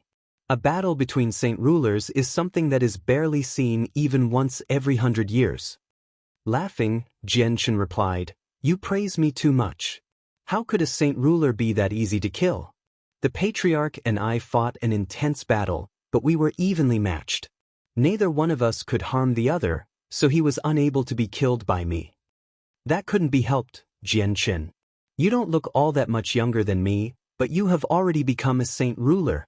Your potential is definitely limitless in the future. I, Wang Yufeng, really think that it is luck that I will be able to travel with you. I'll definitely be able to experience my own ups and downs too." Wang Yufeng happily smiled. To be able to follow a saint ruler was an undeniably joyful event to be excited for. Suddenly, Wang Yufeng thought of something and looked to Jianqin in panic. "Jianqin, you can't throw me away, okay? I may just be a second cycle Earth Saint Master, but my potential isn't weak by any means either. I'm 35 years old this year, but I'm still considered a genius of the continent. Becoming a Heaven Saint Master is just a matter of time. Becoming a Saint Ruler wouldn't be out of the question either. If you are willing to join my mercenary group, I will of course never toss you away, but you must understand, following me is not going to always be a good thing. Although I am strong, the opponents I have are just as strong. They are not to be trifled with." Jianqin responded, I don't care about that. The events of the future are unknown to me, but I, Wang Yufeng, still wish to travel with you." Wang Yufeng laughed in ardent support of following Jianqin. Afterward, Jianqin brought Wang Yufeng to Mercenary City and left him there to wait. After exchanging a few words with Little Spirit, he left for Longevity Valley once again. At the same time as he was leaving Mercenary City, a stalwart middle-aged man currently sat in a personal room in a first-class city in some other kingdom. "Respectful sir, we've investigated the matter you wished for." Within the room, another elderly man smiled professionally at him. "Say it. If your information is reliable, there will be a bountiful reward." The man spoke with bright eyes and a cold voice. As soon as he heard the words, "bountiful reward," the other man's face grew serious. The wrinkles on his face tightened as he said, "Respectful sir, our labyrinthine sect has made our investigations and have made a preliminary report on the actions of Jianqin. When he was in Mercenary City, the uproar he caused there made its way to the outskirts of the city. About a month later, he arrived at a first-class city in the Tianzhu kingdom and lay waste to a strong clan. Even the city itself was harmed. It's assumed that a heaven-tier battle skill was used." The middle-aged man impatiently waved his hand. "Spare me the useless facts and get to the point. I wish to know where he is." "Yes, right away," the elder replied without delay. Looking as if he was thinking, he said, "Since Jianqin is a Heaven Saint Master, he can fly off to places that even we cannot track with ease. We only know that 2 days ago, he arrived back at Mercenary City with another person and then left headed to the Cross Mountains, it seems." "The Cross Mountains?" The man's eyes lit up as he spoke. "Why is he going there?" "Respectful sir, Jianqin's destination might be the Cross Mountains, but we don't dare guarantee that he is going there. Whether he might alter or change his destination, we don't know, but we can guarantee that if we come across news of Jian Chen's destination, we will make sure to inform you with most haste. The elder finished his report. The man nodded his head and dropped a hefty bag of coins onto the table in front of him. This is your reward. Remember, you must follow Jian Chen and where he goes.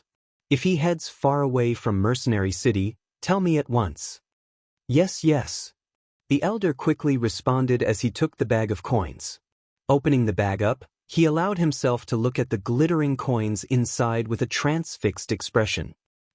Jian Chen traveled back to Longevity Valley by himself. Now that he was done with most of his affairs, he could spend the rest of his time waiting in Longevity Valley for little Fatty to return. He could also make use of this time to familiarize himself with the chaotic force he had recently gained. With Patriarch Shi dead, the Shi family wouldn't dare send any more Heaven Saint Masters after Jian Chen. He wouldn't even need fear them. Since he was a saint ruler in strength, his foresight had greatly expanded. No longer did he fear the entirety of the Shi family, but neither did he feel like going on a trip to destroy the family. He was instead more focused on the expansion and training of the Flame Mercenaries. After he returned to Longevity Valley, Jian Chen began to converse with the villagers once more. Then he went with Uncle Xiaomi to rest for some time. That night, Jian Chen ate dinner with Xiaomi and his wife before shutting himself in his own room. From there, Jian Chen sat as still as a stone statue and began to converse with the sword spirits to learn more about the chaotic force. Master, you are truly using the chaotic force now. Its power and might are much stronger than before. When Master uses the chaotic force, Master cannot use it to attack at random. Not only does this waste the chaotic force, it weakens the power. Ziying explained to him. Does that mean I must use my fists when I fight in the future? Jian Chen asked with some vexation. Yes, Master. The chaotic force is quite tyrannical. The average weapon wouldn't be able to withstand the chaotic force if it ran through it. Without the azulite swords being forged, you must fight your enemies with your bare hands. Ziying answered. Master, you shouldn't be so worried. You just have to get enough materials to forge the azulite swords. Yin and Yang were born from chaos, and Ziying and Qingsua were evolved from this yin and yang. Ziying and Qingsua are extremely strong. As long as Master succeeds in forging the azulite swords, the swords will become extremely strong when combined with the chaotic force. From that moment on, no one in the world will be able to stop Master. Qingsua added. Qingsua's words caused Jian Chen's mind to race furiously with delightful thoughts. He was extremely impatient to forge the azulite swords, but the task of forging them left him with a feeling of annoyance. The materials to forge the swords were far too difficult to find. Who knew just how long it would take before he would be able to gather enough materials to make the swords? Master, a ruler armament would be able to sustain the power of chaotic force. Why not find a suitable ruler armament to use in the meantime? Ziying suggested. Yes, Master. A ruler armament should be strong enough to withstand the chaotic force. Until the azulite swords are made, Master can use a ruler armament as a replacement. I know that only a saint ruler at the 9th heavenly layer is capable of leaving behind a ruler armament, but if that's the case, then a saint king at the 9th heavenly layer shouldn't be too different. Master, you should find the weapon that a saint king has left behind. Those would definitely be better than a ruler armament a saint ruler made. Ziying spoke. 9th heavenly layer Saint King. Jian Chen could hardly contain his pained smile. A ruler armament was already a treasure that was nearly impossible to obtain, let alone items a Saint King at the 9th heavenly layer has left behind. A godly weapon like that was most likely impossible to find, but the sword spirit suggestions hadn't been too outlandish. Whether or not he could one was up to luck. Ziying Qingsua, a saint ruler, can harness the power of space by understanding the profound mysteries of the world. Even if I'm able to use the chaotic force, I'm unable to harm them. Would you two have any ideas on how I can change that?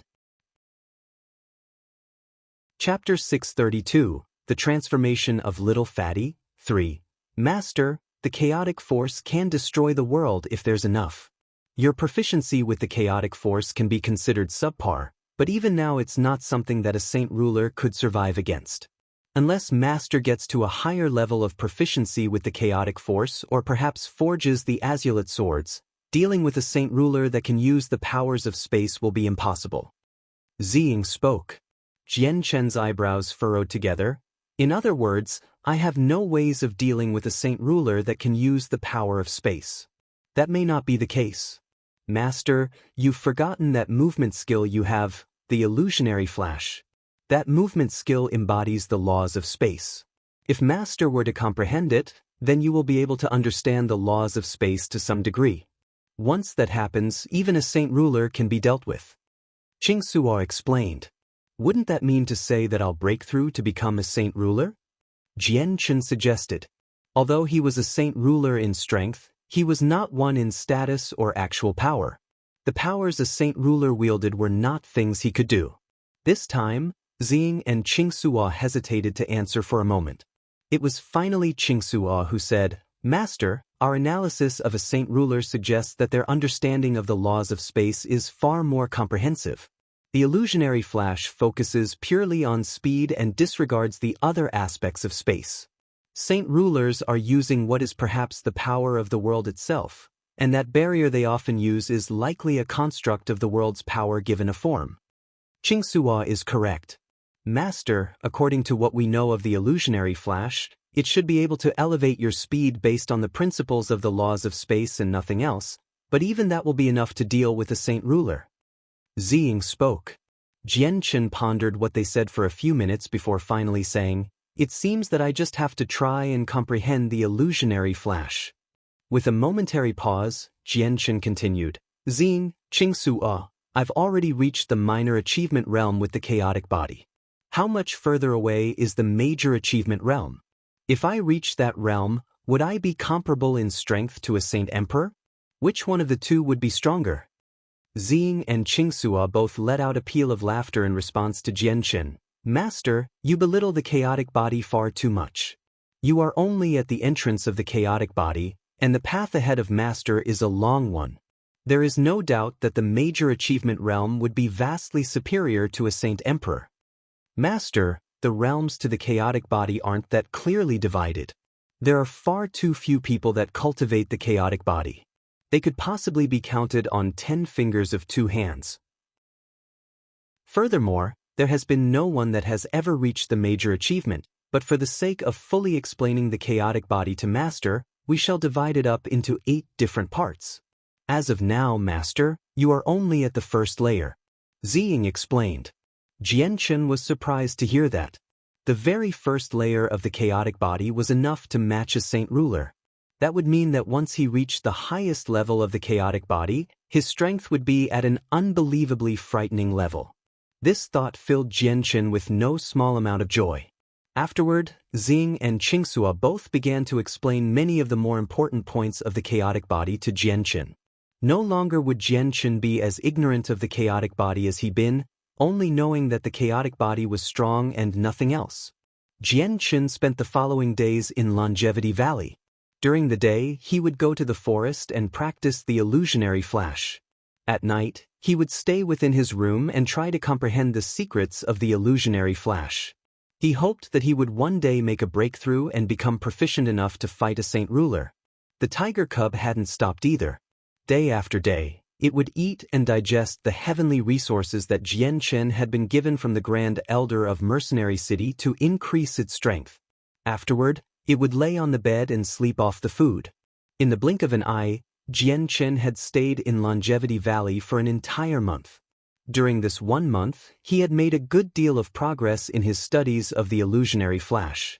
Although he wasn't at a level of mastery where he could deal with a saint ruler, he had still reached a far greater level of mastery. Over the span of this 1 month, the tiger cub had made a breakthrough to become a Class 5 magical beast with the help of the heavenly resources. The elevation in its power also caused the tiger cub's outer appearance to undergo a transformation as well. It could still freely control the size of its body, and it remained its previous small size with its adorable cat-like appearance. Its pure eyes were still filled with a bright light that seemed to have a life of their own. In addition, the wings on its back had grown even more, making the tiger look even softer than before. A touch of the cub felt warm and pleasant. Hidden within the forests behind Longevity Valley, a white blur traveled at great speeds through. The speed of this figure was so great that it seemed as if its body was just a mirror image that had been blended with one another, making it hard to discern the outline of the body. It was almost as if this person was one with the world, body moving without generating any wind, traveling swiftly and silently, like a ghost. At that moment, the blurry mirror images suddenly came to a stop. As soon as the figure came to a stop, a young 20-something-year-old man wearing coarse clothes could be seen. It was Jian-Chen. With his eyebrows perked, Jian-Chen turned his hand to reveal an object. And it was a single piece of white jade that had silently cracked in two. When Jian-Chen saw that the jade had split into two white halves, his face grew serious. Turning his hand, he ground up the remaining pieces of jade into dust and let them fly into the air. With the dust gone, Jian-Chen turned around and disappeared from the forest with such speed that it was hard to discern where he was headed. After returning to Longevity Valley, he went back to the room where the tiger cub was sleeping. After leaving the house, he headed straight to the field where Uncle Xiaomi was working. As soon as he took several steps toward the field, the expression on Jian-Chen's face suddenly changed. He hurriedly turned his head to the entrance of the valley. He could see a white blur traveling toward him from far away. Despite the distance, Jian-Chen's eyes could clearly make out the blur. It was the distinct figure of a young man and elderly man traveling through the air. "Hey, Jian-Chen, I'm back. You're here in the valley too. That's great." A loud voice called out from the air with great excitement. His voice was so loud that the entire valley heard it, giving everyone an idea of just who had returned. "That's little Fatty, he's back." A middle-aged farmer cried out before tossing down his hoe to run with the others toward the village entrance. "That's little Fatty's voice. The village elder has to be back too." From the fields, another middle-aged woman paused her actions to look into the air. When she saw two figures slowly descend from the sky overhead, a slightly reverent but admiring expression appeared on her face. The figures in the sky slowly came to a stop on the ground in front of Jian-Chen. Of the two, one was Elder Xiao and the other was a young stalwart youth right next to him.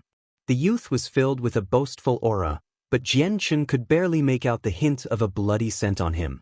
This was the appearance of a young man who had experienced a path of massacre, a trial by fire, and a near-death experience. Staring at the young man in confusion, Jian-Chen could hardly believe his eyes. The young person in front of him was really the little Fatty he knew from before. The difference between him now and before was simply far too astonishing. It was practically impossible to recognize it was the same person. Chapter 633. Is that really you? You're really little Fatty. Stunned at the sight of the person in front of him, Jian-Chen couldn't believe his eyes that this well-built person was the very same person he knew before. Are you really little Fatty? Even Xiaomi was having second thoughts. With his hoe hefted on his shoulder, Xiaomi stood there in stunned disbelief. Was this really his own son? The little Fatty of today was drastically different to the little Fatty of before. Not only was his aura different, even his appearance and build had changed. Not a bit of fatty meat could be seen on him. He was extremely skinny compared to before. He wasn't as straightforward looking anymore. He had gained a feeling of being a highly capable person. "Father, how did you change little Fatty so much?" Xiaomi smiled to Elder Xiao. "Little Fatty, you've become so skinny. You must have suffered terribly outside." Little Fatty's mother wailed in despair before rushing out from the house to meet him. Little Fatty, you've changed so much I barely recognized you. Are you really little Fatty? You seem more like a stranger." The people from the village who were barely older or younger than little Fatty muttered to each other in disbelief. Not a single one of them could believe their eyes at his transformation. Little Fatty scratched his head with slight embarrassment when he saw just how shocked everyone was. With a chuckle, he said, "Even I don't know what happened, but I've changed a lot over the past few months. Please don't worry everyone, I'm still the same little Fatty from before." Looking to Jian-Chen, he apologetically said, "Jian-Chen, I'm really sorry. A year ago, Grandpa took me to train, so we had to delay our meeting. Sorry for keeping you waiting. Jianchen smiled in return. No worries. I've only just arrived myself. Little fatty, congratulations on becoming an Earth Saint Master. You are now one of the stronger people of the continent. Jianchen, I've finally become an Earth Saint Master. Little fatty laughed. Grandpa will finally let me travel the outside world with you. When can we set off? Little fatty ended impatiently. Thinking about how to answer the question, he finally responded, the sooner the better. I have something to do back home, so we need to hurry back. Jianchen, why not leave tomorrow? Little fatty and his grandfather must have gone through a lot in their travels. Let them rest well for tonight. Little fatty's mother reluctantly suggested. Then let us go with Auntie's suggestion. Jianchen nodded. Little fatty's sudden return delayed Jianchen's trip back home by one more day. The next morning, everyone in the village gathered to send off Jianchen and Little fatty. They both left the valley after one final farewell. The villagers didn't go beyond the village entrance. Instead, they watched the two leave from afar. Some of the villagers revealed envious looks. AI. The plain-robed elder Xiao heaved a heavy sigh to the sky.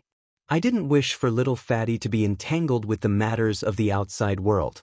I wanted him to live a life of peace here, but Jianchen's sudden arrival brought him dreams of traveling. Whether this is a blessing or curse, I'm not sure. Father, we should be approving of little fatty's wish to travel the outside world. Little fatty will become wiser with this trip. Remaining in the village will only stifle little fatty's talent, and only with this journey will little fatty's true potential will be drawn out. Perhaps little fatty will one day become strong enough to set down a basis of strength to replace even you, father. Xiaomi spoke. Elder Xiao shook his head. No, I won't hand over my responsibilities to little fatty. This is only a cumbersome burden, and no matter how talented little fatty is, he is unsuited for this responsibility. Why, father? It can't be a matter of strength. Xiaomi protested. Elder Xiao sighed with a bit of a pained groan. Your mother died because of the blood sword sect. Before her passing, she made me swear to not interfere with the continent. So from then on, I sought a quiet place to hide away, like the rest of the hermit clans. A place to live out the rest of my life in peace. No matter how strong a person's cultivation becomes, they will still end up as skeletons. Nothing but a false name is left after that. Your mother was wise to say that an unordinary but peaceful life isn't a bad one. One shouldn't try to be so concerned about leaving a mark on the mortal world. Instead, they should try to live a life without worry. Elder Xiao sighed. Father, how do you plan to deal with the blood sword sect then? Xiaomi asked. Elder Xiao grew silent for a moment. I can tell that Jianchen isn't a bad choice. He's outstanding in almost every aspect, and his potential is quite terrifying to say the least.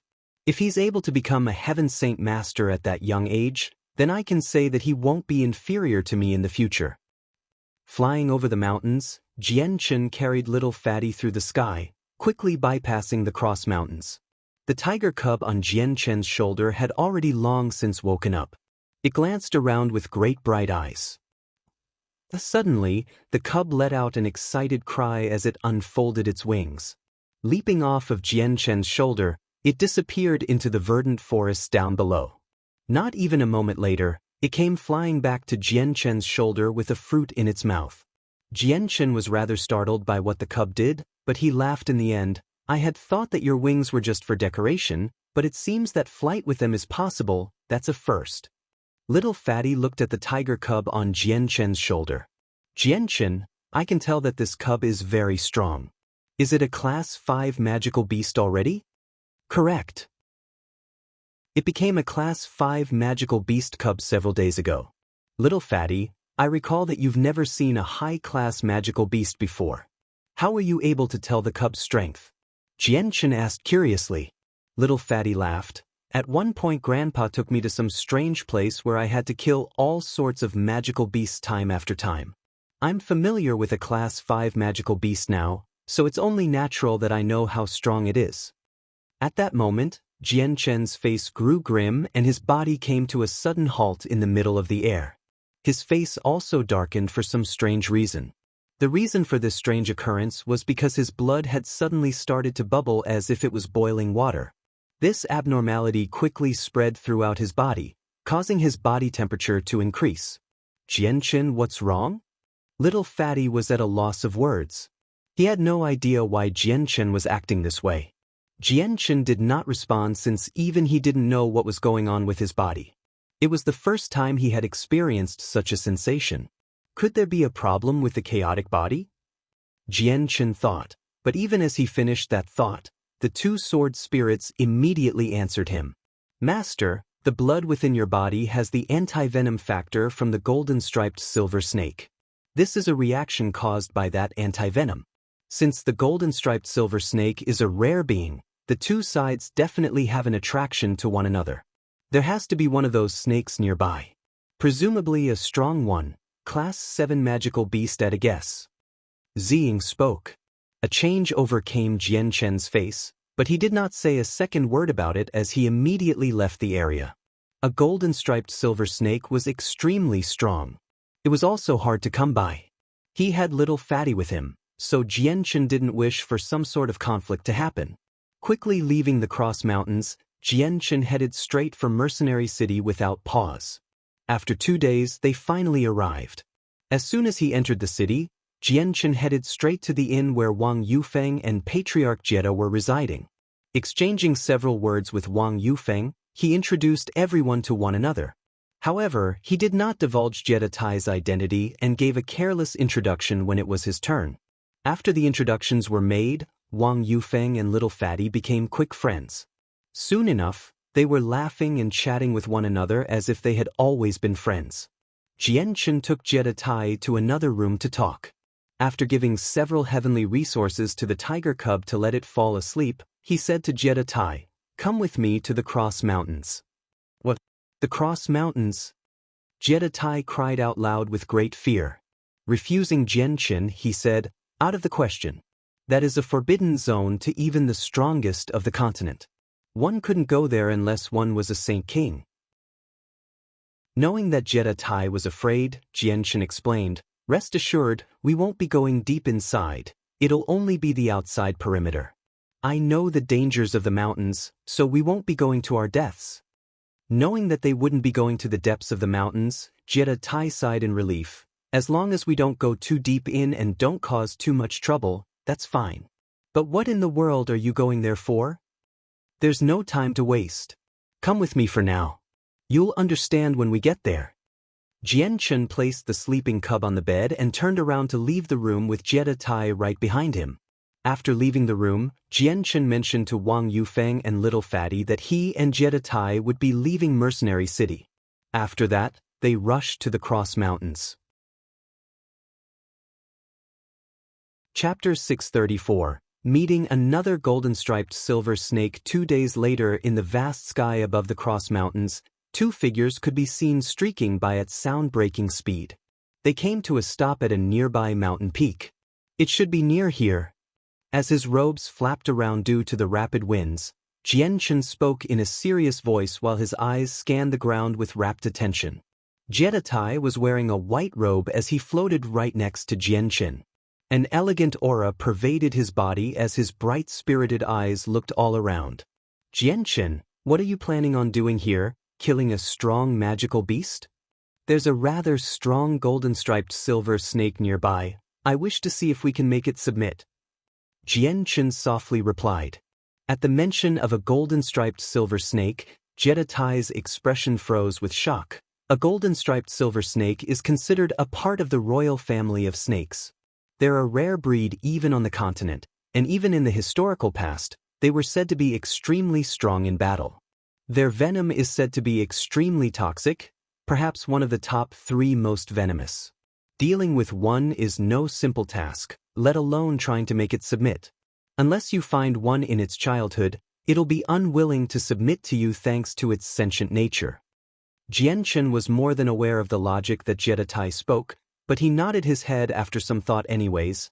A golden-striped silver snake is far too rare on the continent. Whether we'll be able to make one submit is up in the air still.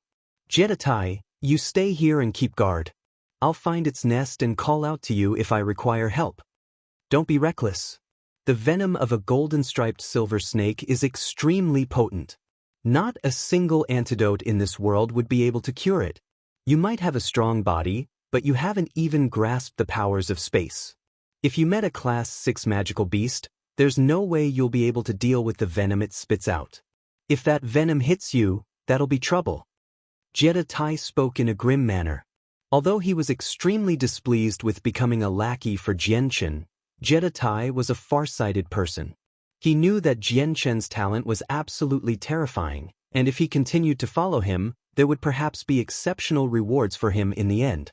It was unclear if Jianchen would break through to become a Saint King as he said before, but if he did, then Jedi would have managed to secure a strong patron for his clan. It wouldn't hurt to try.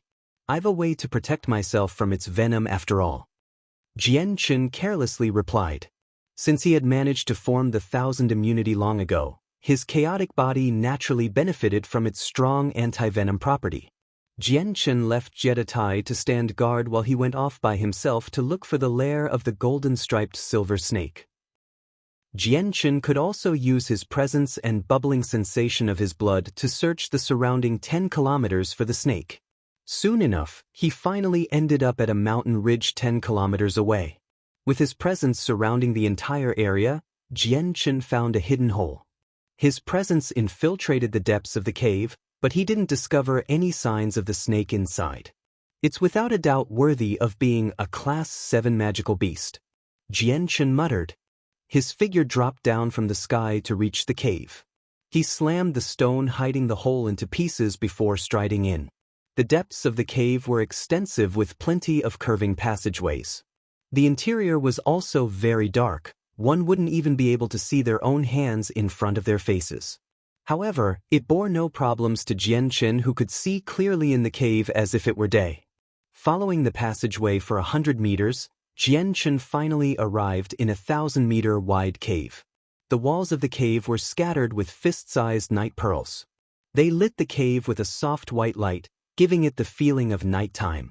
At the center of the cave was a 2-meter-tall stone altar, and wrapped around that altar was a 2-meter-long snake. A strand of gold and silver streaked across its finger-width back, and its thumb-sized snake head was raised high into the air, cautiously staring at the unexpected guest. Jianchen smiled at the gold snake. He knew that despite its small size, it was not to be underestimated. Clasping his hands together in greeting, he said, "This one is Jianchen. I came here today to visit. If I offended you with my visit, I hope you won't take offense. Human, you are a brave one to dare intrude on my home. Do you wish to die?" The golden snake lifted its mouth open just slightly to hiss out several words in the human tongue. Its voice echoed around the cave, but the sharp tone made it difficult for Jianchen to determine if it was male or female. Almost as if he was completely unfazed by the snake's threat, Jianchen continued to smile. "This one came here to visit your distinguished self for a specific reason. I have an item that I wish to offer you. An item I'm sure would provide no small amount of help to you." The snake's eyes flickered slightly as it said, "I can sense the smell of my kin on your body. You've used the blood of my kin to create the 1,000 immunity." "Correct. I came across a young golden-striped silver snake once before in the magical Beast Mountain range. After a great battle, I was able to obtain its body and use its lifeblood to forge the 1,000 immunity. Its body has been left in my possession ever since, left in perfect condition and without use." Jianchen took out the clean carcass of the snake from his space ring. Since there was no air in space rings, items could be stored indefinitely in them. Thus, Jianchen had been able to keep the corpse in his ring without it ever decaying, keeping it as fresh as the day he killed it. As soon as the golden-striped silver snake saw the carcass of its own kin in Jianchen's hand, its eyes immediately revealed a bright gleam. There was a flash of gold as its body sprung toward Jianchen's. It snapped its jaws to try and take away the carcass. Smiling, Jianchen used the illusionary flash to travel several meters away to dodge the surprise attack of the snake. With a shake of his hand, the carcass of the dead snake was returned to his space ring. Hiss! The snake's tongue flicked from its mouth as its entire body disappeared once more in a flash of gold.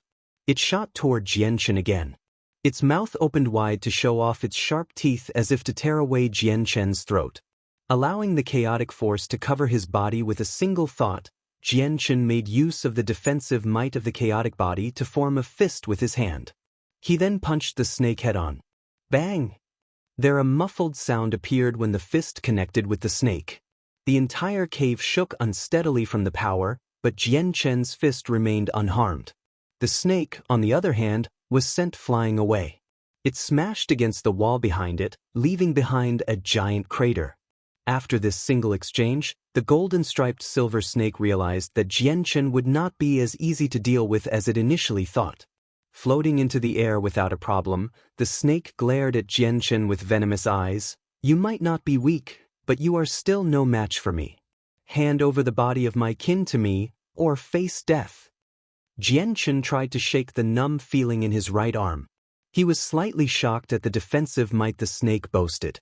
This one came here specifically to visit your distinguished self with a gift, but there's no such thing as a free meal.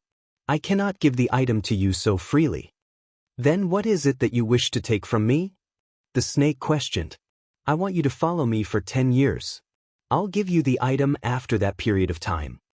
Jianchen answered. A malevolent glare entered the snake's eyes as killing intent began to leak from its body. With a furious laugh, it hissed, Human, you are far too naive. Do you really think the high and mighty newbies would follow you for 10 years? Even a Saint King has no right to ask, let alone you. Jianchen laughed in return. I presume you know, far more than I do, that the carcass of your own kin is extremely important to you. A golden-striped silver snake is a beast of antiquity. Even its body is filled with strange oddities. What separates one from any other regular magical beast is that it can devour its own kin to evolve. Not only does your strength increase, even your fighting strength is elevated. It's unfortunate that golden-striped silver snakes are extremely rare on the continent. Meeting one is already hard enough. I'd say this puts an end to your hopes of devouring another one of your kin to increase your strength. So, the carcass that I hold should be an unbelievable chance for you. Although it was a Class 3 magical beast when I killed it, it should still be a benefit to you. I will give it to you in exchange for 10 years of your time. You have nothing to lose and everything to gain. Human, you speak correctly. Devouring my own kin allows us to grow due to the hidden essence that only we golden-striped silver snakes can process. As long as that is absorbed, this origin essence grants us a great boon. To absorb enough of that origin essence is to allow us to evolve into a divine beast from legends. What you might not know, human, is that I can easily take the skin from your dead corpse once I kill you. As it finished speaking, the snake's body began to go through a series of permutations in the air. In a flash, it became a young man with a rather skinny build. He wore a golden robe and possessed golden irises. His hair was also long and golden, giving him the look of an handsome male. From his appearance, the male looked no older than Jianchen. Do you really think you can kill me? Jianchen replied as he stood his ground. Chapter 635. The great newbie's Jianchen's words were clearly meant to provoke the golden-striped silver snake, a snake that held a mighty position as royalty of all snakes. The golden eyes of the snake in human form gleamed scarlet for a single second as killing intent exploded from its body. Coldly, the man said, Human, if you have such confidence in yourself, allow the great newbies to see just how strong you are. And with those words, a golden flash was seen as the man flew forward. Following his charge was a bright silver light as if a goddess had illuminated the area with a flowery glow. With the speed of lightning, the male shot toward Jianchen. Before Jianchen could dodge, Jianchen was covered with strands of silver that began to weave around his body. In the blink of an eye, he was completely cocooned in the silver strands as if he were a silkworm. As soon the strands wrapped themselves around Jianchen, they began to tighten around his body. Each strand was like a silvery steel as it covered every inch of Jianchen's body. They were all as sharp as the edge of a blade. With Jianchen nestled inside, he felt countless of blades cutting deep into his body, and if not for his chaotic body and its defenses, he would have been reduced to minced meat long ago. The chaotic force circulated around Jian Chen's body, protecting every inch of him. He let out a sudden grunt and shook his body, causing the silver strands to be shaken off his body and away into the air. Looking to the golden-striped silver snake, Jian Chen said, "It seems that the famed golden-striped silver snake only amounts to this much. Show your full strength or suffer defeat at my hands." Jian Chen used the illusionary flash to immediately charge at the youth with an outstretched fist. "The strength of your body is astonishing to even me. Are you truly a human?" The male spoke with surprise. His eyes were leveled calmly at the fist coming at him. He received it with a powerful fist of his own. Boom! When the two fists clashed, a powerful explosion rocked the cave as a wave of energy burst away from the impact zone. The entire cave shook to its foundations as stones fell one by one from the ceiling. In every corner of the cave, several fractures could be seen starting to spread. The golden-robed youth was sent flying from the punch before impacting against the cave wall behind him. Another crater was formed upon impact and the youth's body sank deep into the wall. Despite the young man being a transformed state of the golden-striped silver snake, it still boasted a powerful defense and equally powerful strength. Even that wasn't enough to contend with the strength of the chaotic body that Jian Chen used. As the young golden-robed man walked out of the crater, it looked a little worse for wear. However, there were no inherent injuries to his body, and his face was several shades more serious. He no longer showed that previous disdain for Jian Chen. Instead, he stared at his slightly shaking right arm in shock. This time, it had been the snake that had eaten up a loss. "No wonder you are known as a beast of antiquity. Your body is so strong that my fist didn't break your arm." Jian Chen laughed. He was rather surprised to experience the strength of a Class 7 magical beast. Compared to a saint ruler, the contrast in strength was far too much. "Your flesh is enough to stop even mine. But how? Humans shouldn't possess strength like that. Are you a half-breed? Or a war god from the ancient Bai clans?" The snake questioned. No longer was there as much confidence in his voice. "What war god from the ancient Bai clans? I have no idea what you're talking about. I am a genuine human." Jian Chen laughed. "Impossible. How could a human possess a body like that?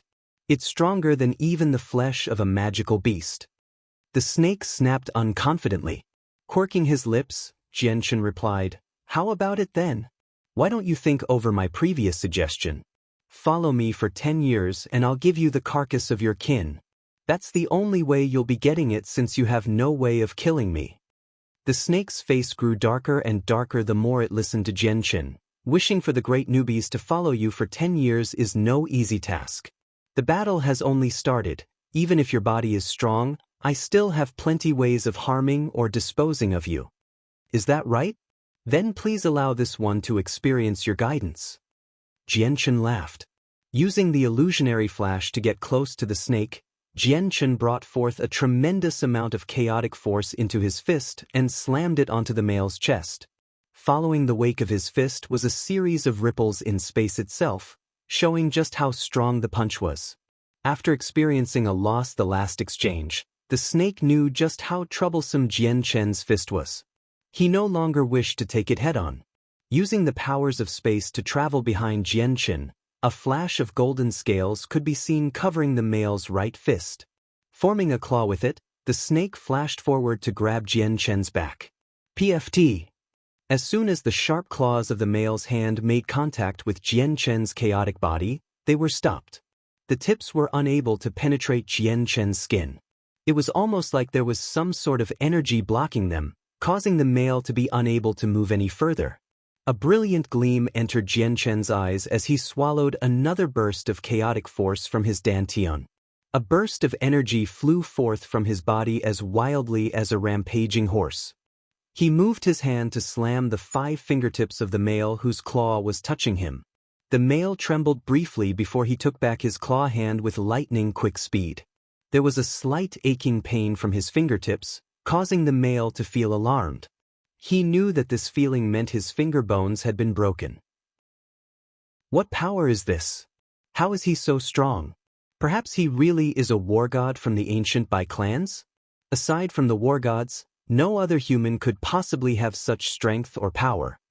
The snake thought to himself, completely befuddled.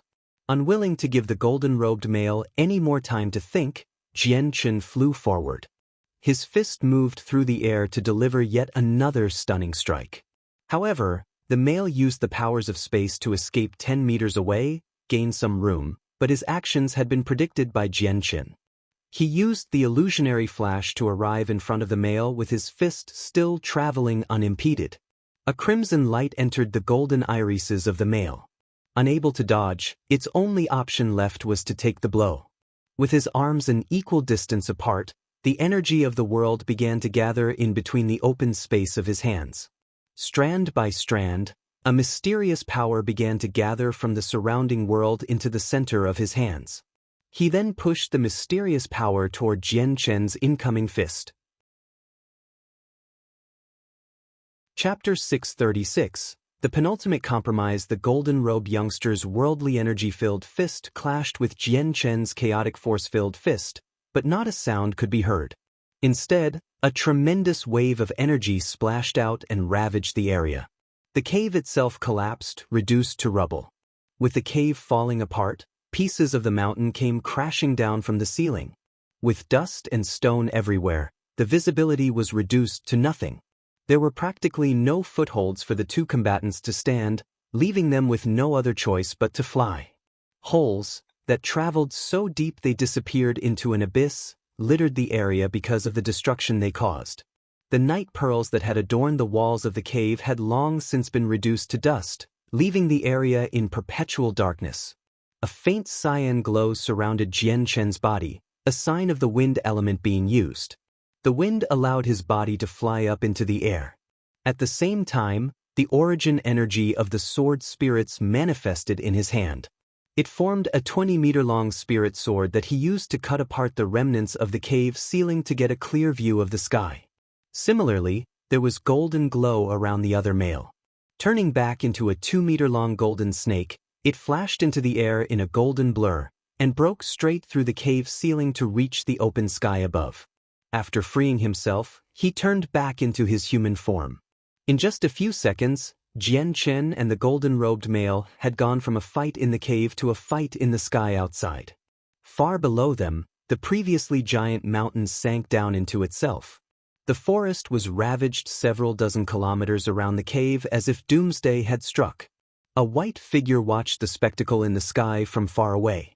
This figure was Jetta Tai, the patriarch of the Jetta clan. Even his interest was piqued by what was happening.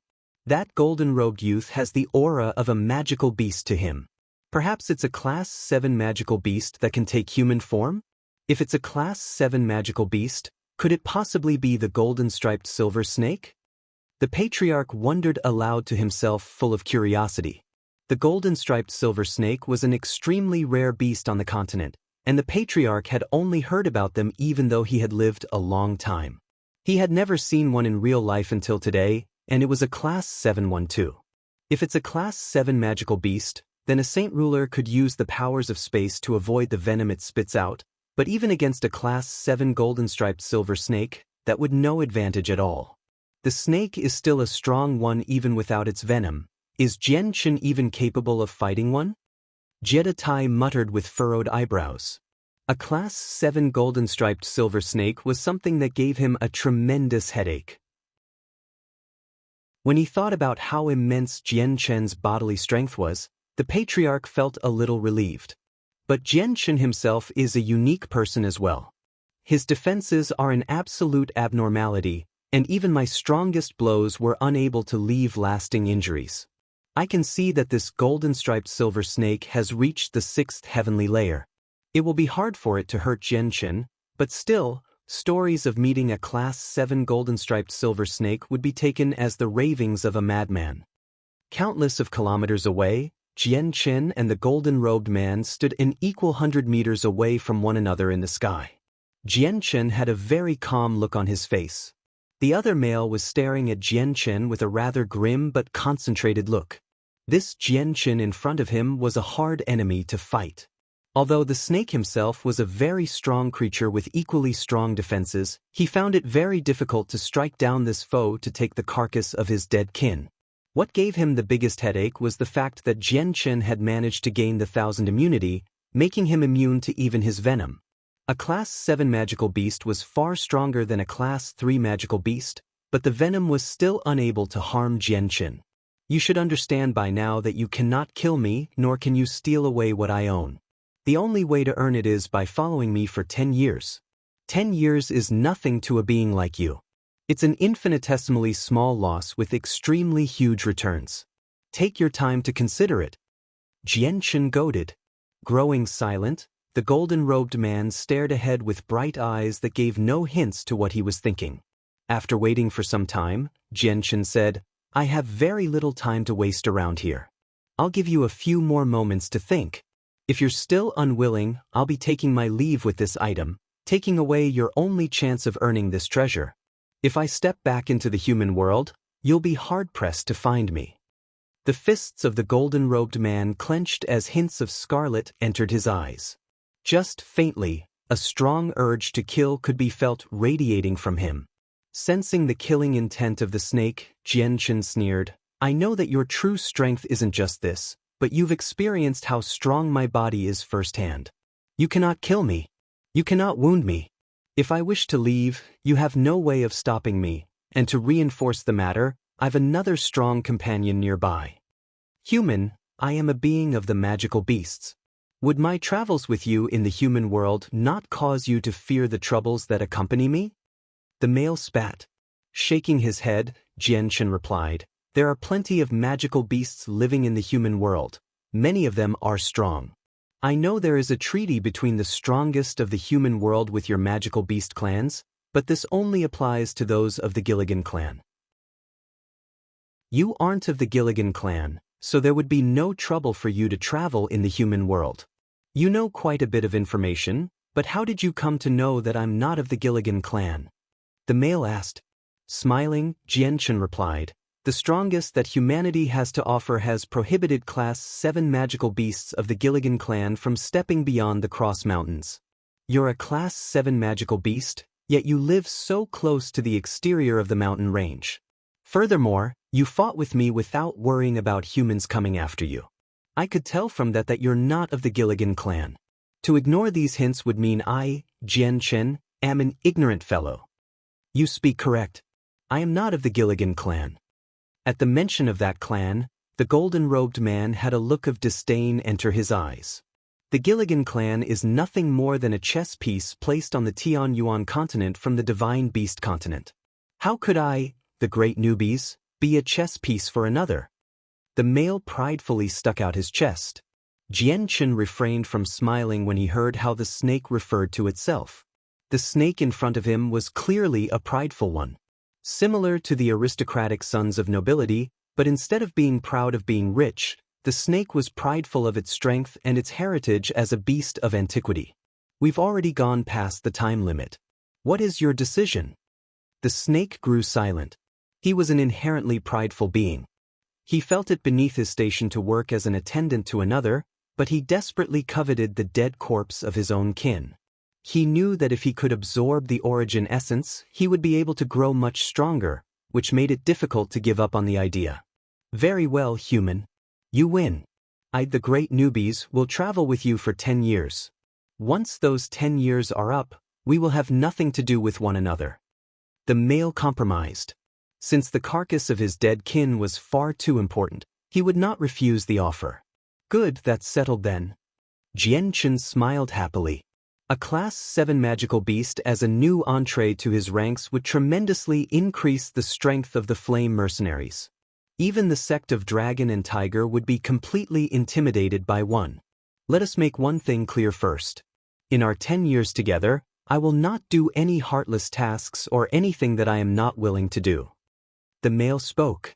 Jian Chen nodded his head after thinking for a moment. "No problem. I can promise you that. But in return, you will not stand by the sidelines if there is any trouble that comes our way." "Deal." The snake felt that this deal was a good one. He agreed with Jian Chen as a result. A smile reached Jian Chen's face at that. Although the snake would only follow him for 10 years, 10 years was far more than enough for him to finish what he needed to do. Jianchen took out the corpse of the golden-striped silver snake he had killed years ago from his space ring and threw it to the other male. "This is yours." As the corpse floated over to the male's sharp eyes stared at it with excitement. Turning to look at Jianchen, he asked, "You have that much faith in me? Are you not afraid that I would renege on the deal? You're of the royal family of the snakes with pride beyond all else. Your word would be equivalent to the 9 sacred tripods. I am of the belief you are a being of your word." A great big smile appeared on the male's face. "I am fond of these words. I, the great newbies, am not a being that speaks empty promises. Worry not, when I say 10 years, I mean 10 years and not a day less." Chapter 637. Epiphany. Laughing, Jianchen smiled. "I'm Jianchen. You can call me by that name from now on. Your name is Newbies, I take it? I'll be calling you that from now on as well." The completion of his mission made Jianchen extremely happy. After exchanging several happy words with Newbies, the two enemies became a group that would later be fighting shoulder to shoulder in battle. Jianchen and Newbies flew toward Jeditai, who was waiting for them several kilometers away in the air. When Jianchen saw the astounded look on the patriarch's face, he couldn't help but give a wry grin. "From now on we are all part of a family. Allow me to introduce everyone then. This is the Class 7 golden-striped silver snake, Newbies. This is a saint ruler, Jeditai." "The great Newbies." The male corrected Jianchen in dissatisfaction. "It is an honor to meet you, the great Newbies." Up against a golden-striped silver snake, Jeditai did not desire to be negligent of his manners. He made sure to cup his hands in respect. While he was calm on the outside, his mind was in disarray. In truth, he found it hard to believe that Jianchen had managed to make a foe like the golden-striped silver snake submit to him, especially since a Class 7 magical beast was by no means easy to fight. Attentively, Newbies stared at Jeditai for a moment before haughtily saying, "Third heavenly layer, your strength is just barely adequate." A series of color changes washed over Jeditai's face at those words. He was angered by the words of Newbies, and if it were a human saint ruler that had said them, then he would have immediately become hostile. However, just thinking about how different a golden-striped silver snake was, he had no other choice but to quash his anger down enough for it to not show on his face. He didn't have the 1,000 immunity, which could negate the snake's venom, like Jianchen did. The venom from a Class 7 magical beast was far more than what Jeditai could take. "The great Newbies, sire, this one will be a comrade in arms in the upcoming times with you. I hope that you and him will be able to get along and avoid any conflict." Jianchen spoke. He felt rather unhappy at the contemptuous words Newbies said when he spoke to Jeditai. Although Jeditai was his lackey now, he was still a saint ruler that brokered far too much power and dignity to be ridiculed. "Very well then." Newbies shrugged his shoulders. He was a being that was inherently proud, so it was only when Jianchen asked that he would bother trying to tone it down. Jeditai felt slightly relieved when Jianchen spoke. A simple phrase caused Jeditai to look at Jianchen in a slightly better light. Now he was a little more accepting of his lowly status. Afterward, the three of them didn't bother to stay in the area much longer. They flew toward Mercenary City. Not too long after the three left, a purple-robed elder appeared out of nowhere. His eyes stared at the three retreating figures as he muttered to himself, "Only a year has passed since I last saw him, yet Jianchen's strength has already progressed so much that even that little snake cannot harm him. How truly astounding, but how is his body that strong? Is he really a reincarnation of one of the war gods from the ancient clans?" Thinking for a moment, the elder then shook his head. His body and the special characteristics of the war gods of the past are completely different. He must have used some sort of secret technique to gain such a strong physique. If a fifth heavenly layer saint ruler is unable to inflict a mortal wound on him, then it seems that I'll be able to feel at ease while little Fatty travels with him.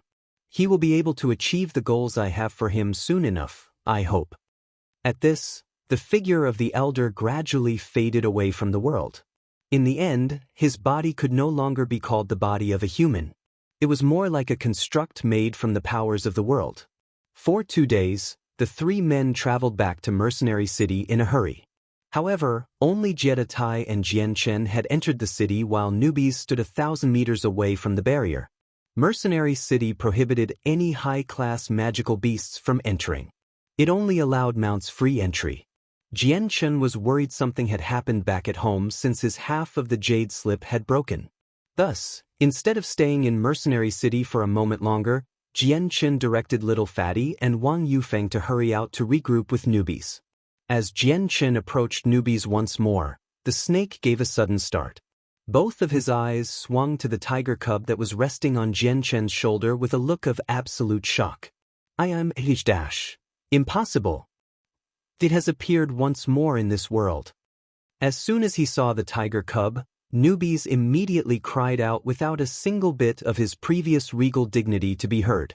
Despite the tiger cub being only a weak class 5 magical beast that newbies would normally disregard, the origins of the cub were something overwhelmed newbies. The power that ran through the bloodline of the tiger cub was far too massive. Newbies swore that not once in his life had he ever felt such a domineering pressure. Even a class 8 magical beast, the magical beast equivalent of a Saint King in the human world, would not be able to force newbies to feel this very intense, dreadful pressure. It was a pressure that shook his soul to its very core so that he wouldn't dare rebel. In fact, he even felt the urge to kneel down on his knee to swear his allegiance to the cub. As a golden-striped silver snake, Newbies was a class 7 magical beast that knew plenty of the world. He understood just what sort of existence this magical beast was to possess such tremendous power. Combined with the special characteristics of the cub, Newbies was sure of its true identity, but even still, he was completely dumbfounded by the revelation. Jianchen could tell that Newbies had learned the truth of the tiger cub's identity from his reaction, but this outcome was something he had expected. Thus, he was not surprised. "Oh, great Newbies, I hope that you'll be able to safeguard this secret." Jianchen discreetly spoke to him. Still not yet fully recovered from his shock, Newbies continued to stare at the sleeping tiger cub a moment longer before looking at Jianchen.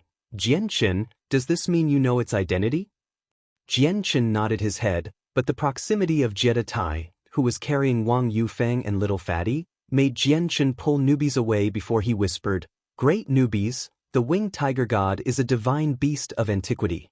It'll definitely become the true king of the magical beasts in the future, but since it is a cub, now would be the best time to foster friendly relations with it.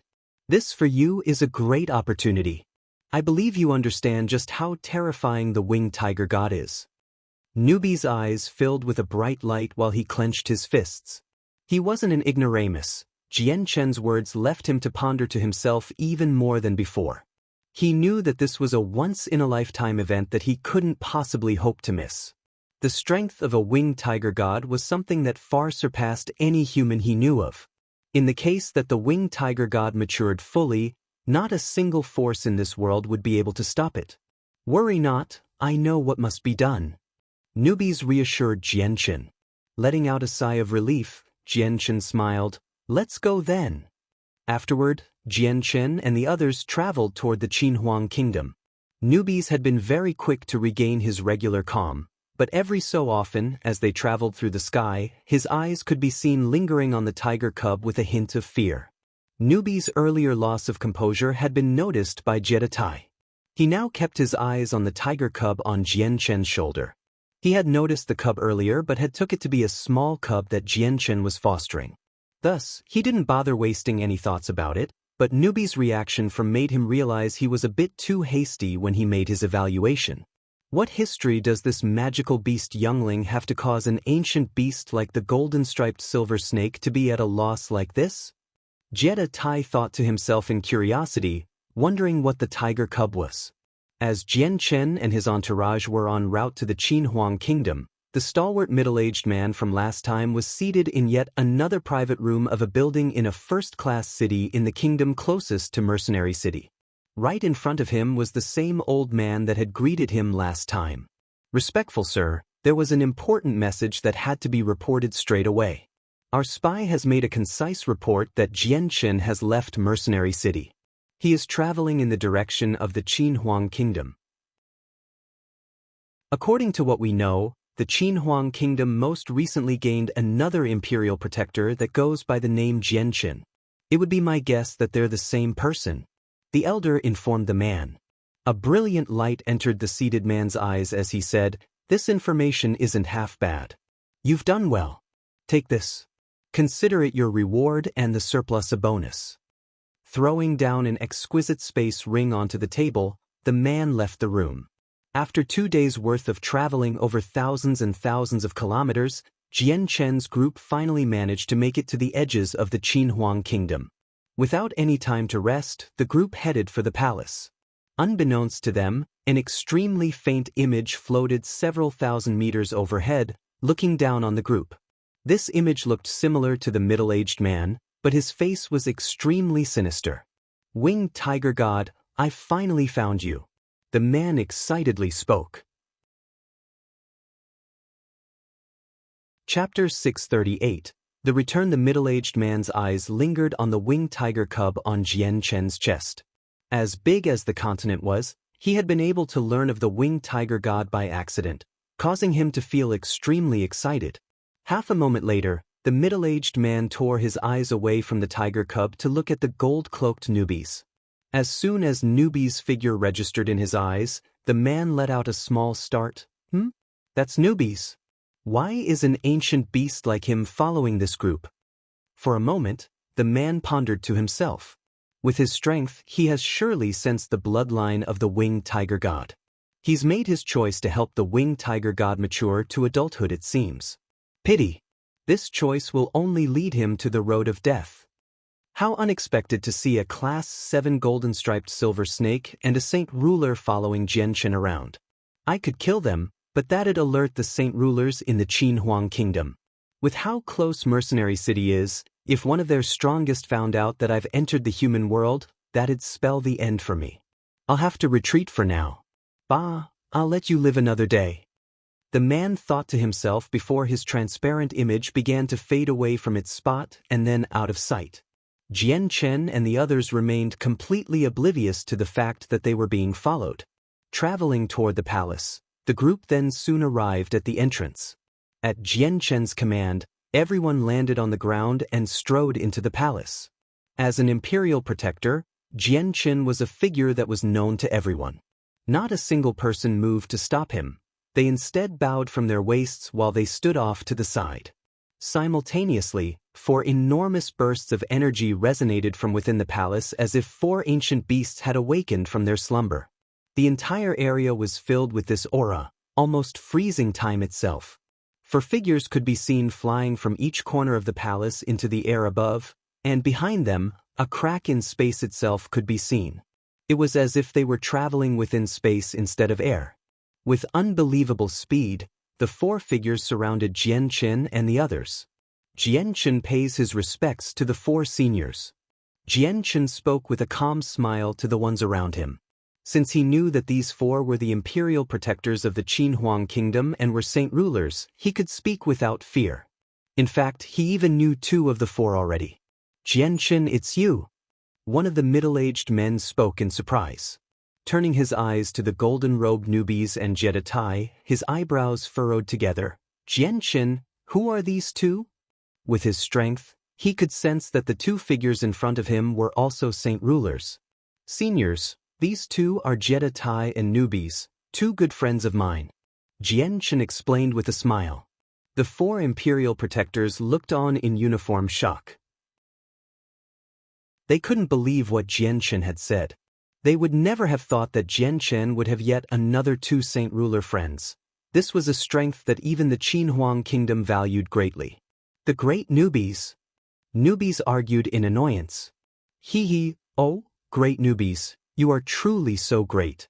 How could I be so blind to not see that?" Wang Yufeng cajoled from the side. As soon as Wang Yufeng spoke, newbies took the words as a personal attack and insult to his pride. To hear this from an insignificant ant that hadn't even yet lived for a fraction of his life, newbies' inherent pride felt greatly insulted. Newbie's face darkened several shades as a hint of crimson light entered his eyes. An intimidating aura began to leak from his body. It moved toward Wang Yufeng before Newbies grabbed Wang Yufeng's throat with a hand. "Youngster," Newbies started coldly, "do you even wish to live if you mutter these words? Do you not think the great Newbies will not kill you where you stand right now?" Wang Yufeng found it impossible to escape or even move because of the death grip that Newbies had on his throat. A feeling of suffocation began to well up from his body. He started to feel as if he was on the verge of death. What had been even more terrifying was the fact that Newbie's eyes were scarlet, adding yet another factor of anger that struck fear into Wang Yufeng. "Newbies, what are you doing? Let go of him!" Jianchen barked out. The light in his eyes hardened as if to become as sharp as the blade of a sword. Newbie's actions had startled even Jianchen since Wang Yufeng was a member of their party instead of an enemy. Newbies turned an eye to look at Jianchen and shrugged. "Youngster, for the sake of giving some face to Jianchen, I'll spare your life. You will not speak to me with such a tone in the future. Remember that. Or else I, the great Newbies, will not hesitate to kill you no matter how good of a friend you are to Jianchen." Newbies released Wang Yufeng's throat, allowing his captive to drop to his knees and gasp for breath. Wang Yufeng's entire body was entirely drenched with sweat because of the previous situation. "You're not a human, you're a magical beast." One of the Imperial Protectors spoke. When Newbies released his aura, all 4 of the Imperial Protectors had been able to recognize his true identity. "Are you of the Gilligan clan?" Another Imperial Protector asked. After he asked his question, the other 3 Imperial Protectors froze for a fraction of a second. Newbies gave a level stare at the 4 Imperial Protectors in front of him and proudly said, "Don't take the great Newbies for a being from the Gilligan clan. There is nothing between them and the great Newbies. For seniors, please don't misunderstand. Newbies may be a magical beast, but he isn't a member of the Gilligan clan. He is a friend of mine and is by no means an outsider." Jianchen explained. Although he was unhappy with the fact that Newbies had let loose his arrogant attitude, it was far more pertinent to explain the situation and the relationship between Newbies and him or else risk a misunderstanding. "If that's so, then he's no outsider to us as well." The 4 Imperial Protectors sighed in relief. However, in their hearts, they were curious how Jianchen had been able to make friends with such a powerful magical beast. Such a feat filled each and every single one of them with awe and even some envy. The natural fighting potential of a magical beast was far greater than their human counterparts. Some of the rarer magical beasts could even overstep the boundaries of rank and kill humans of a higher level. Just barely recovering from a near-death experience by Newbies, Wang Yufeng's entire body grew as rigid as a statue when he heard that Newbies was in fact a magical beast. Looking at Newbies with extreme terror, Wang Yufeng realized at that moment that this young golden-robed youth in front of him was a majestic Class 7 magical beast. A being that was on par with the saint rulers of the human world. A parade of footsteps could be heard at the same time as well as a dense amount of soldiers came flying in from every direction possible. In the sky, 20-something Heaven Saint Masters appeared. They were the Imperial advisors that stayed behind to protect the palace while the others were away. These Imperial advisors had clearly been startled by the outburst of strength from the 4 Imperial advisors when they had made themselves known. The entire palace in fact had been made aware of their presence, which caused security to increase to the maximum. "Go back to what you were doing before." One Imperial Protector commanded with a calm voice that traveled into the ears of all the soldiers there. The dense crowd of soldiers soon trickled back into the palace as if they were water. As soon as they appeared, all of them had left, leaving behind only the 20-something Heaven Saint Masters in the sky. Each one of them were looking at the 4 Imperial Protectors in shock.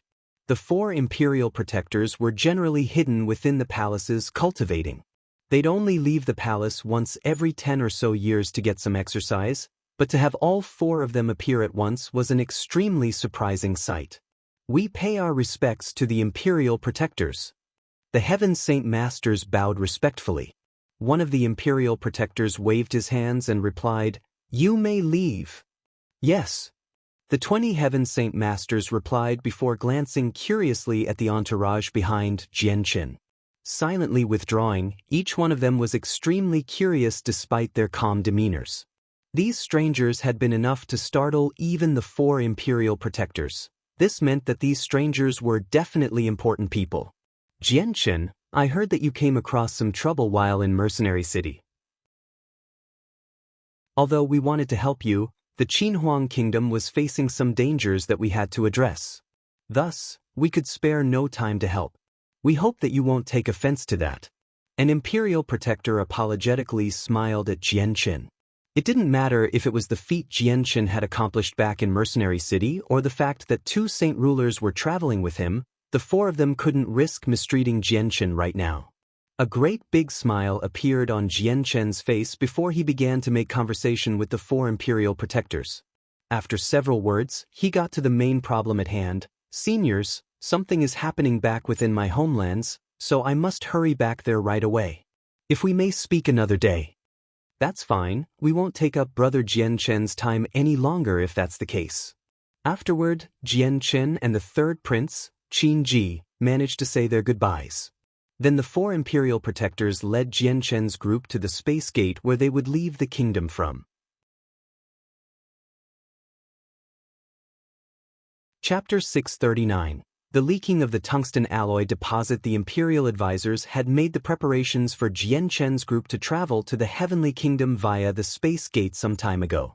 Thus, they were able to arrive there extremely fast.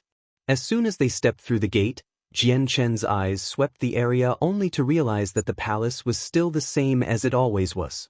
The only difference was the fact that there was a slightly cold and tense feeling throughout the place. All over the area, there were war banners flying high with mimicking the fire-red symbol of flame. Jianqin was no stranger to these banners since they marked the flame mercenaries. Suddenly, a series of footsteps quickly came echoing into the courtyard as several hundred men came flying toward Jianqin, surrounding him and his group. As they moved to encircle them, the men glared viciously at Jianqin. "Who are you? State your names at once." The leader of the group commanded. "Jianqin." Jianqin replied. Straight away, the man's face froze. He was no stranger to this name and was in fact quite familiar with it. That was the name of the captain after all. The leading captain concentrated on Jianqin some more before finally recognizing him. A startled look appeared on his face before he bowed his head down to his waist in salute. "Ah, so it was the captain. Your subordinate would have no eyes if I was unable to recognize the captain. Please forgive this one."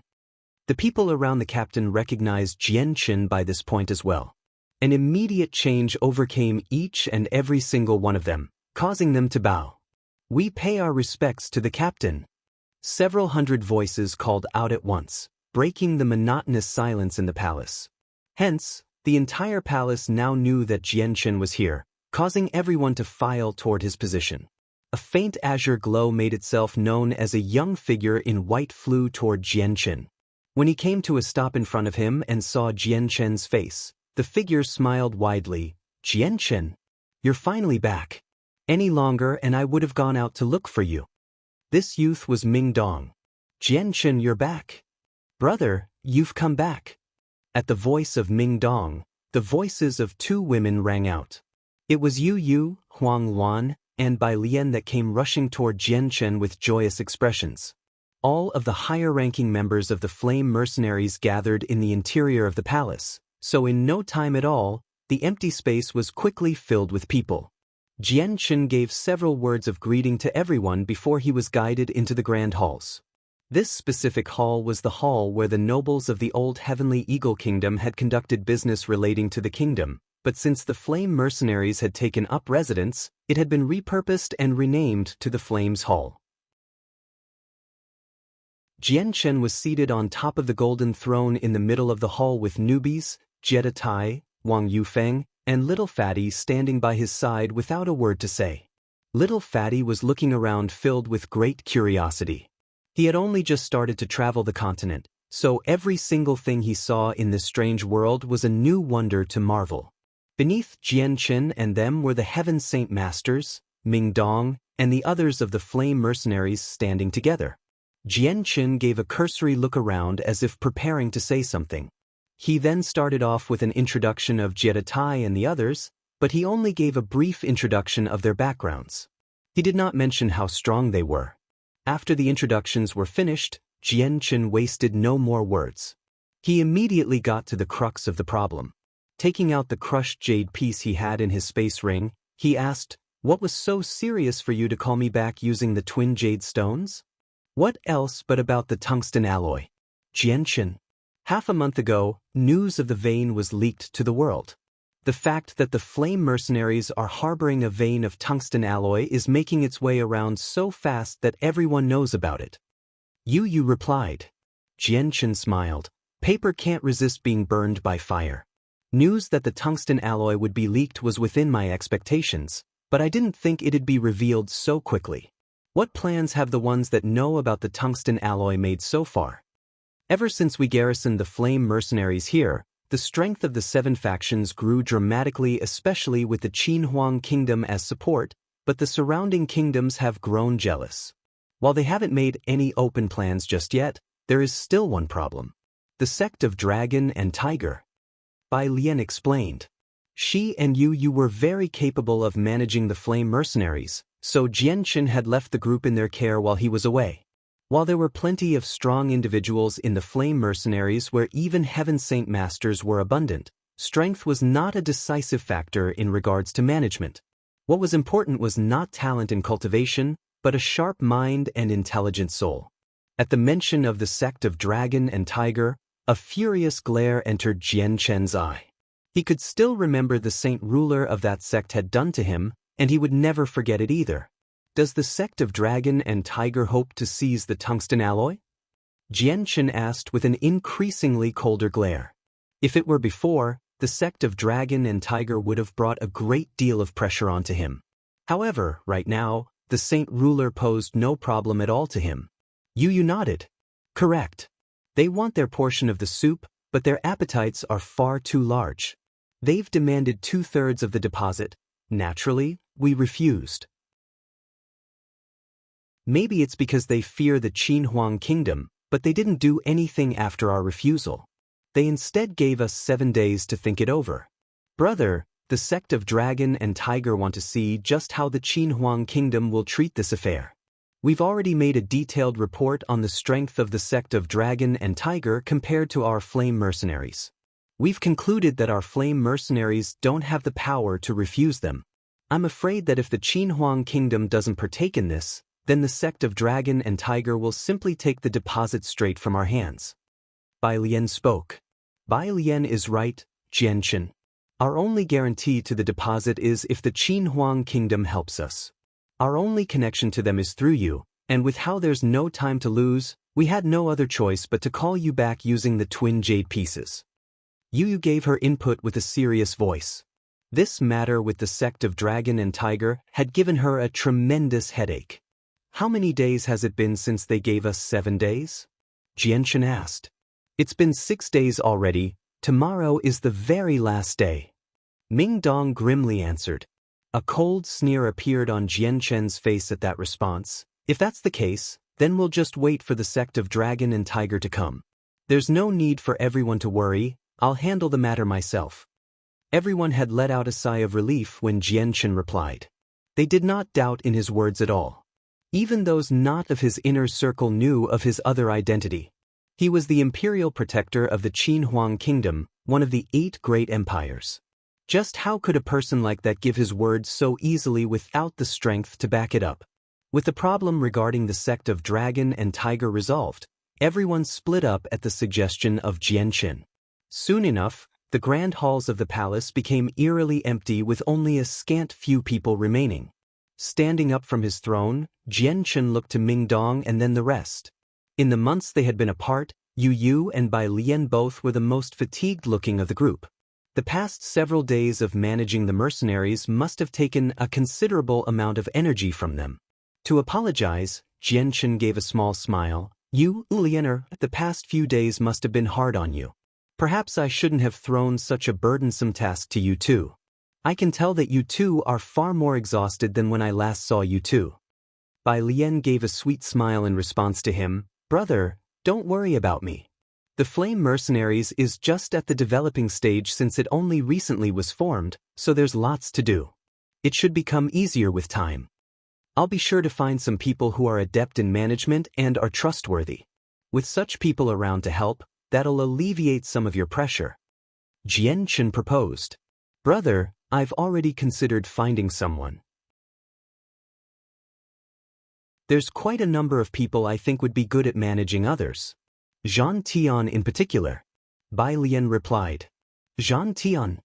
Jian Chen was alarmed. He remembered this man since he was the captain of the Carnage Mercenaries. Zhang Tian is a dependable person, let's have him undertake this responsibility then. Jian Chen spoke after some time to think. Got it. Afterward, Jian Chen took out a small fist-sized fruit from his space ring and handed it to Bai Lian with a smile. Oyena, this is a geo fruit, a 10,000-year-old heavenly resource. I bought this in an auction house in Mercenary City to help change your cultivation.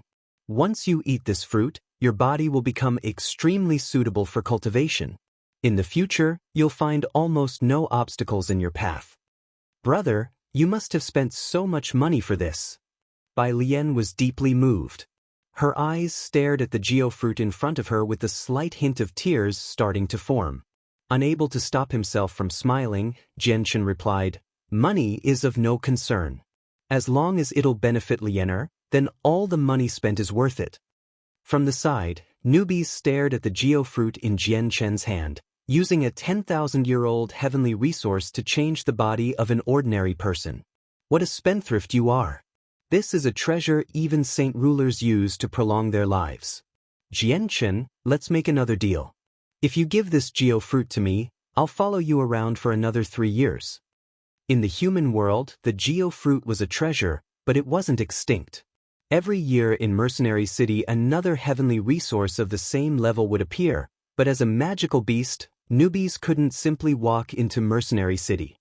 Therefore, obtaining a 10,000-year-old heavenly resource became a whole lot harder. It was practically impossible to gain one in the human world as a magical beast. The Cross Mountains had plenty of 10,000-year-old heavenly resources, but those were carefully seized by the Gilligan clan. Hence, Newbies himself was unable to take any. While he was a Class 7 magical beast, obtaining a 10,000-year-old heavenly resource wasn't easy for him. Jian Chen shook his head without even a second consideration. This geofruit is for Liena. If you still need one, I'll buy one in Mercenary City when the time comes. If that is what you say, let it be then. Newbies was placated. A 10,000-year-old heavenly resource had the ability to prolong the life of the eater, and magical beasts were no exception to that. 10,000-year-old heavenly resources aren't something that can be eaten by anyone without consequence. Jian Chen, if you want to change your cousin's body composition, you may want to invite an alchemist. An alchemist can craft medicines that can make the rich spiritual might of the heavenly resource docile so that your cousin may be able to eat it. Jetta Tai suddenly spoke. Have the best alchemist come to me at once. Jian Chen commanded without delay. Chapter 640. Dealing with the sect of Dragon and Tiger. About 10,000 meters high in the sky above the Qinhuang Kingdom, the faint image of a person could be seen surrounded by a sea of clouds. With those clouds in the way, neither of the 4 imperial protectors had seen or sensed his existence. The astral figure was currently staring down at the space gate in the center of the Qinhuang Kingdom's palace. The figure's fists were clenched tightly and his teeth were gritted angrily as he spat. Blasted scoundrel! He escaped through the space gate. How troublesome, I didn't even have time to place a tracer on him. Where has he gone? I'll have to waste even more time and energy now, blast. The figure thought to himself in anger. But then a thought struck him. Jian Chen is an imperial protector of the Qinhuang Kingdom. This means that if I pay attention to what they say in the kingdom, I'll be able to figure out where he has gone to. With the plan set, the figure then faded away from sight. All of the Heavenly Eagle Kingdom had been transformed into the territory of the Flame Mercenaries, but with the previously hidden tungsten alloy now known throughout the area, countless of smaller kingdoms had been enticed. However, not a single one of them had been spurred into action besides the sect of Dragon and Tiger. The pressure that came from the threat of the sect of Dragon and Tiger was alleviated with the return of Jianqin. Although Jianqin didn't fear the sect, he didn't wish to make a preemptive strike against them either. Instead, he wanted to wait 2 days for the sect to come. Jianqin wanted the sect to come with large forces and war banners ready for battle. He then wanted them to return back to where they came, ashen-faced with dejection and defeat. On the morning of the second day, Jianqin could be seen seated on top of the throne in the grand halls. Down beneath him was an older man bent down at the waist. He-Yun pays his respects to the captain. Smiling at the elder, Jianqin said, "Master He-Yun, they say that you are the most accomplished alchemist within this kingdom. What kind of alchemy are you capable of?" "Captain, as an alchemist, I've several accomplishments under my belt.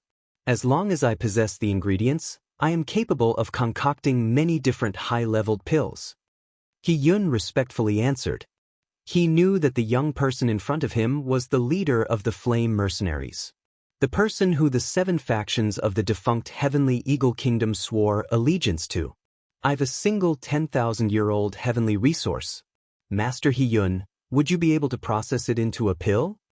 Jianqin calmly asked as if negotiating an everyday deal with He-Yun. Like any other person, He-Yun was startled to hear of a 10,000-year-old heavenly resource, but he was quick to recover.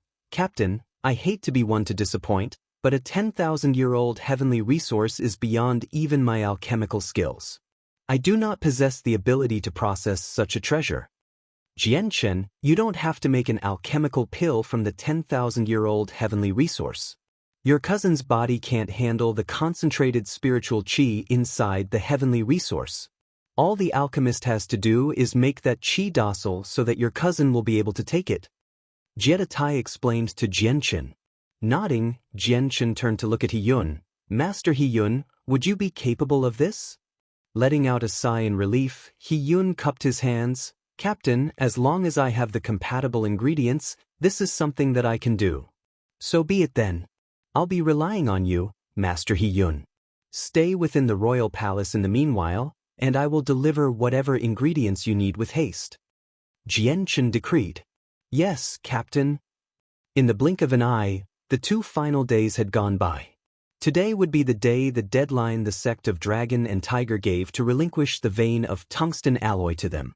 Several dozen Heaven Saint Masters floated anxiously waiting for the sect to arrive. Around the perimeter of the valley, even more Earth Saint Masters stood by. This time, they were up against the experts of the sect of Dragon and Tiger, so Jianqin and the other powerful individuals had already gathered here. There were only 100 Earth Saint Masters to reduce the casualty count because of the fact that they would be more of a liability than helpful. Seated not too far away at an empty clearing in the valley was Jianqin, Mingdong, Dugufeng, Tai Ta, Huang Wan, Yu, Jiedatai, Newbies, Wang Yufeng and Little Fatty. Chatting and eating at the table, not a single one of them looked as if they cared about the sect of Dragon and Tiger. This was the very first time he had stepped onto the continent. Little Fatty was extremely curious about everything. Without rest, he asked for guidance on many different facets and questions, and sometimes the extremely naive words of his caused everyone else to laugh out loud. Unwilling to disappoint, Wang Yufeng relentlessly explained every single little experience he had collected while exploring the continent to everyone there. Soon enough, everyone had become friendly with one another. Jianqin himself would interject a few times. Only Newbies and Jiedatai kept to themselves with their eyes closed and not a word spoken. An hour later, both Newbies and Jiedatai opened their eyes to look off into a distant direction. Not too long later, even Jianqin realized the change. Putting a stop to the conversation, he looked off in the same direction with a pointed stare. "They've come." "Newbies, Jiedatai, hide your auras and don't let them see you." "The great Newbies." Newbies muttered in dissatisfaction. Soon enough, a dozen Heaven Saint Masters came flying over before coming to a stop above the valley an equal distance away from the Heaven Saint Masters of the Flame Mercenaries. They were the men of the sect of Dragon and Tiger. Jianqin stared down these new arrivals with a glare that could freeze water. Many of them were familiar faces. 3 of them were the ones he had once fought in front of their sect gates. Flame mercenaries, your 7 days are up. I presume you've made your decision. The sect master, Chris, smiled. Sect master Chris, I wonder what it is that you want us to consider. Why don't you come out and say it? Jianchen replied to him while biting into an apple. Chris' eyes hovered over to Jianchen before he clasped his hands together in greeting. Ah, so it's the captain of the Flame Mercenaries and Imperial Protector of the Qinhuang Kingdom. I, the incumbent sect master of the sect of Dragon and Tiger, greet you. Chris paused briefly before saying, Imperial Protector, we of the sect of Dragon and Tiger are here for the tungsten alloy deposit. As agreed upon before, we want 2/3 of the deposit, and the remaining third will be left to you. Sitting upright on the stool he sat on, Jianchen stared daggers at Chris. How audacious your sect is to dare demand 2/3 of the resources. Do you think yourself capable of making such a demand? Instead of being angry, Chris only laughed. Imperial Protector, the Heavenly Eagle Kingdom was originally ours to manage and govern. Therefore, the tungsten alloy is within our territory and is our right as well. According to logic, the entirety of the vein should be ours, but out of respect for the Qinhuang Kingdom, we shall only take 2/3 of it and leave the rest to you. That is a reasonable and fair amount. What an overt excuse. Men of the sect of Dragon and Tiger, listen to me now. The Heavenly Eagle Kingdom and its territories have already been subjugated by my flame mercenaries. The tungsten alloy is therefore under our possession. I'll give you all a brief moment to leave. If you don't, then don't blame me for being rough with you. Jianchen coldly responded as if unwilling to quibble with them any longer. How brazen, Jianchen. This old man would like to see just how rough you'll be then. An elderly voice suddenly made itself known as it echoed through the sky. Right above the men from the sect of Dragon and Tiger, a single elderly man appeared out of nowhere. He was the saint ruler of the sect. Leveling a cold glare at the elder, Jianchen gave an equally cold smile. Saint ruler of the sect of Dragon and Tiger, you finally made your appearance, and here I thought you'd hide for a little longer. Expressionless, the saint ruler looked at Jianchen. You aren't half bad at cultivation, but you are only still a heaven saint master. Without the Qinhuang Kingdom behind you, you are merely a gnat in my eyes.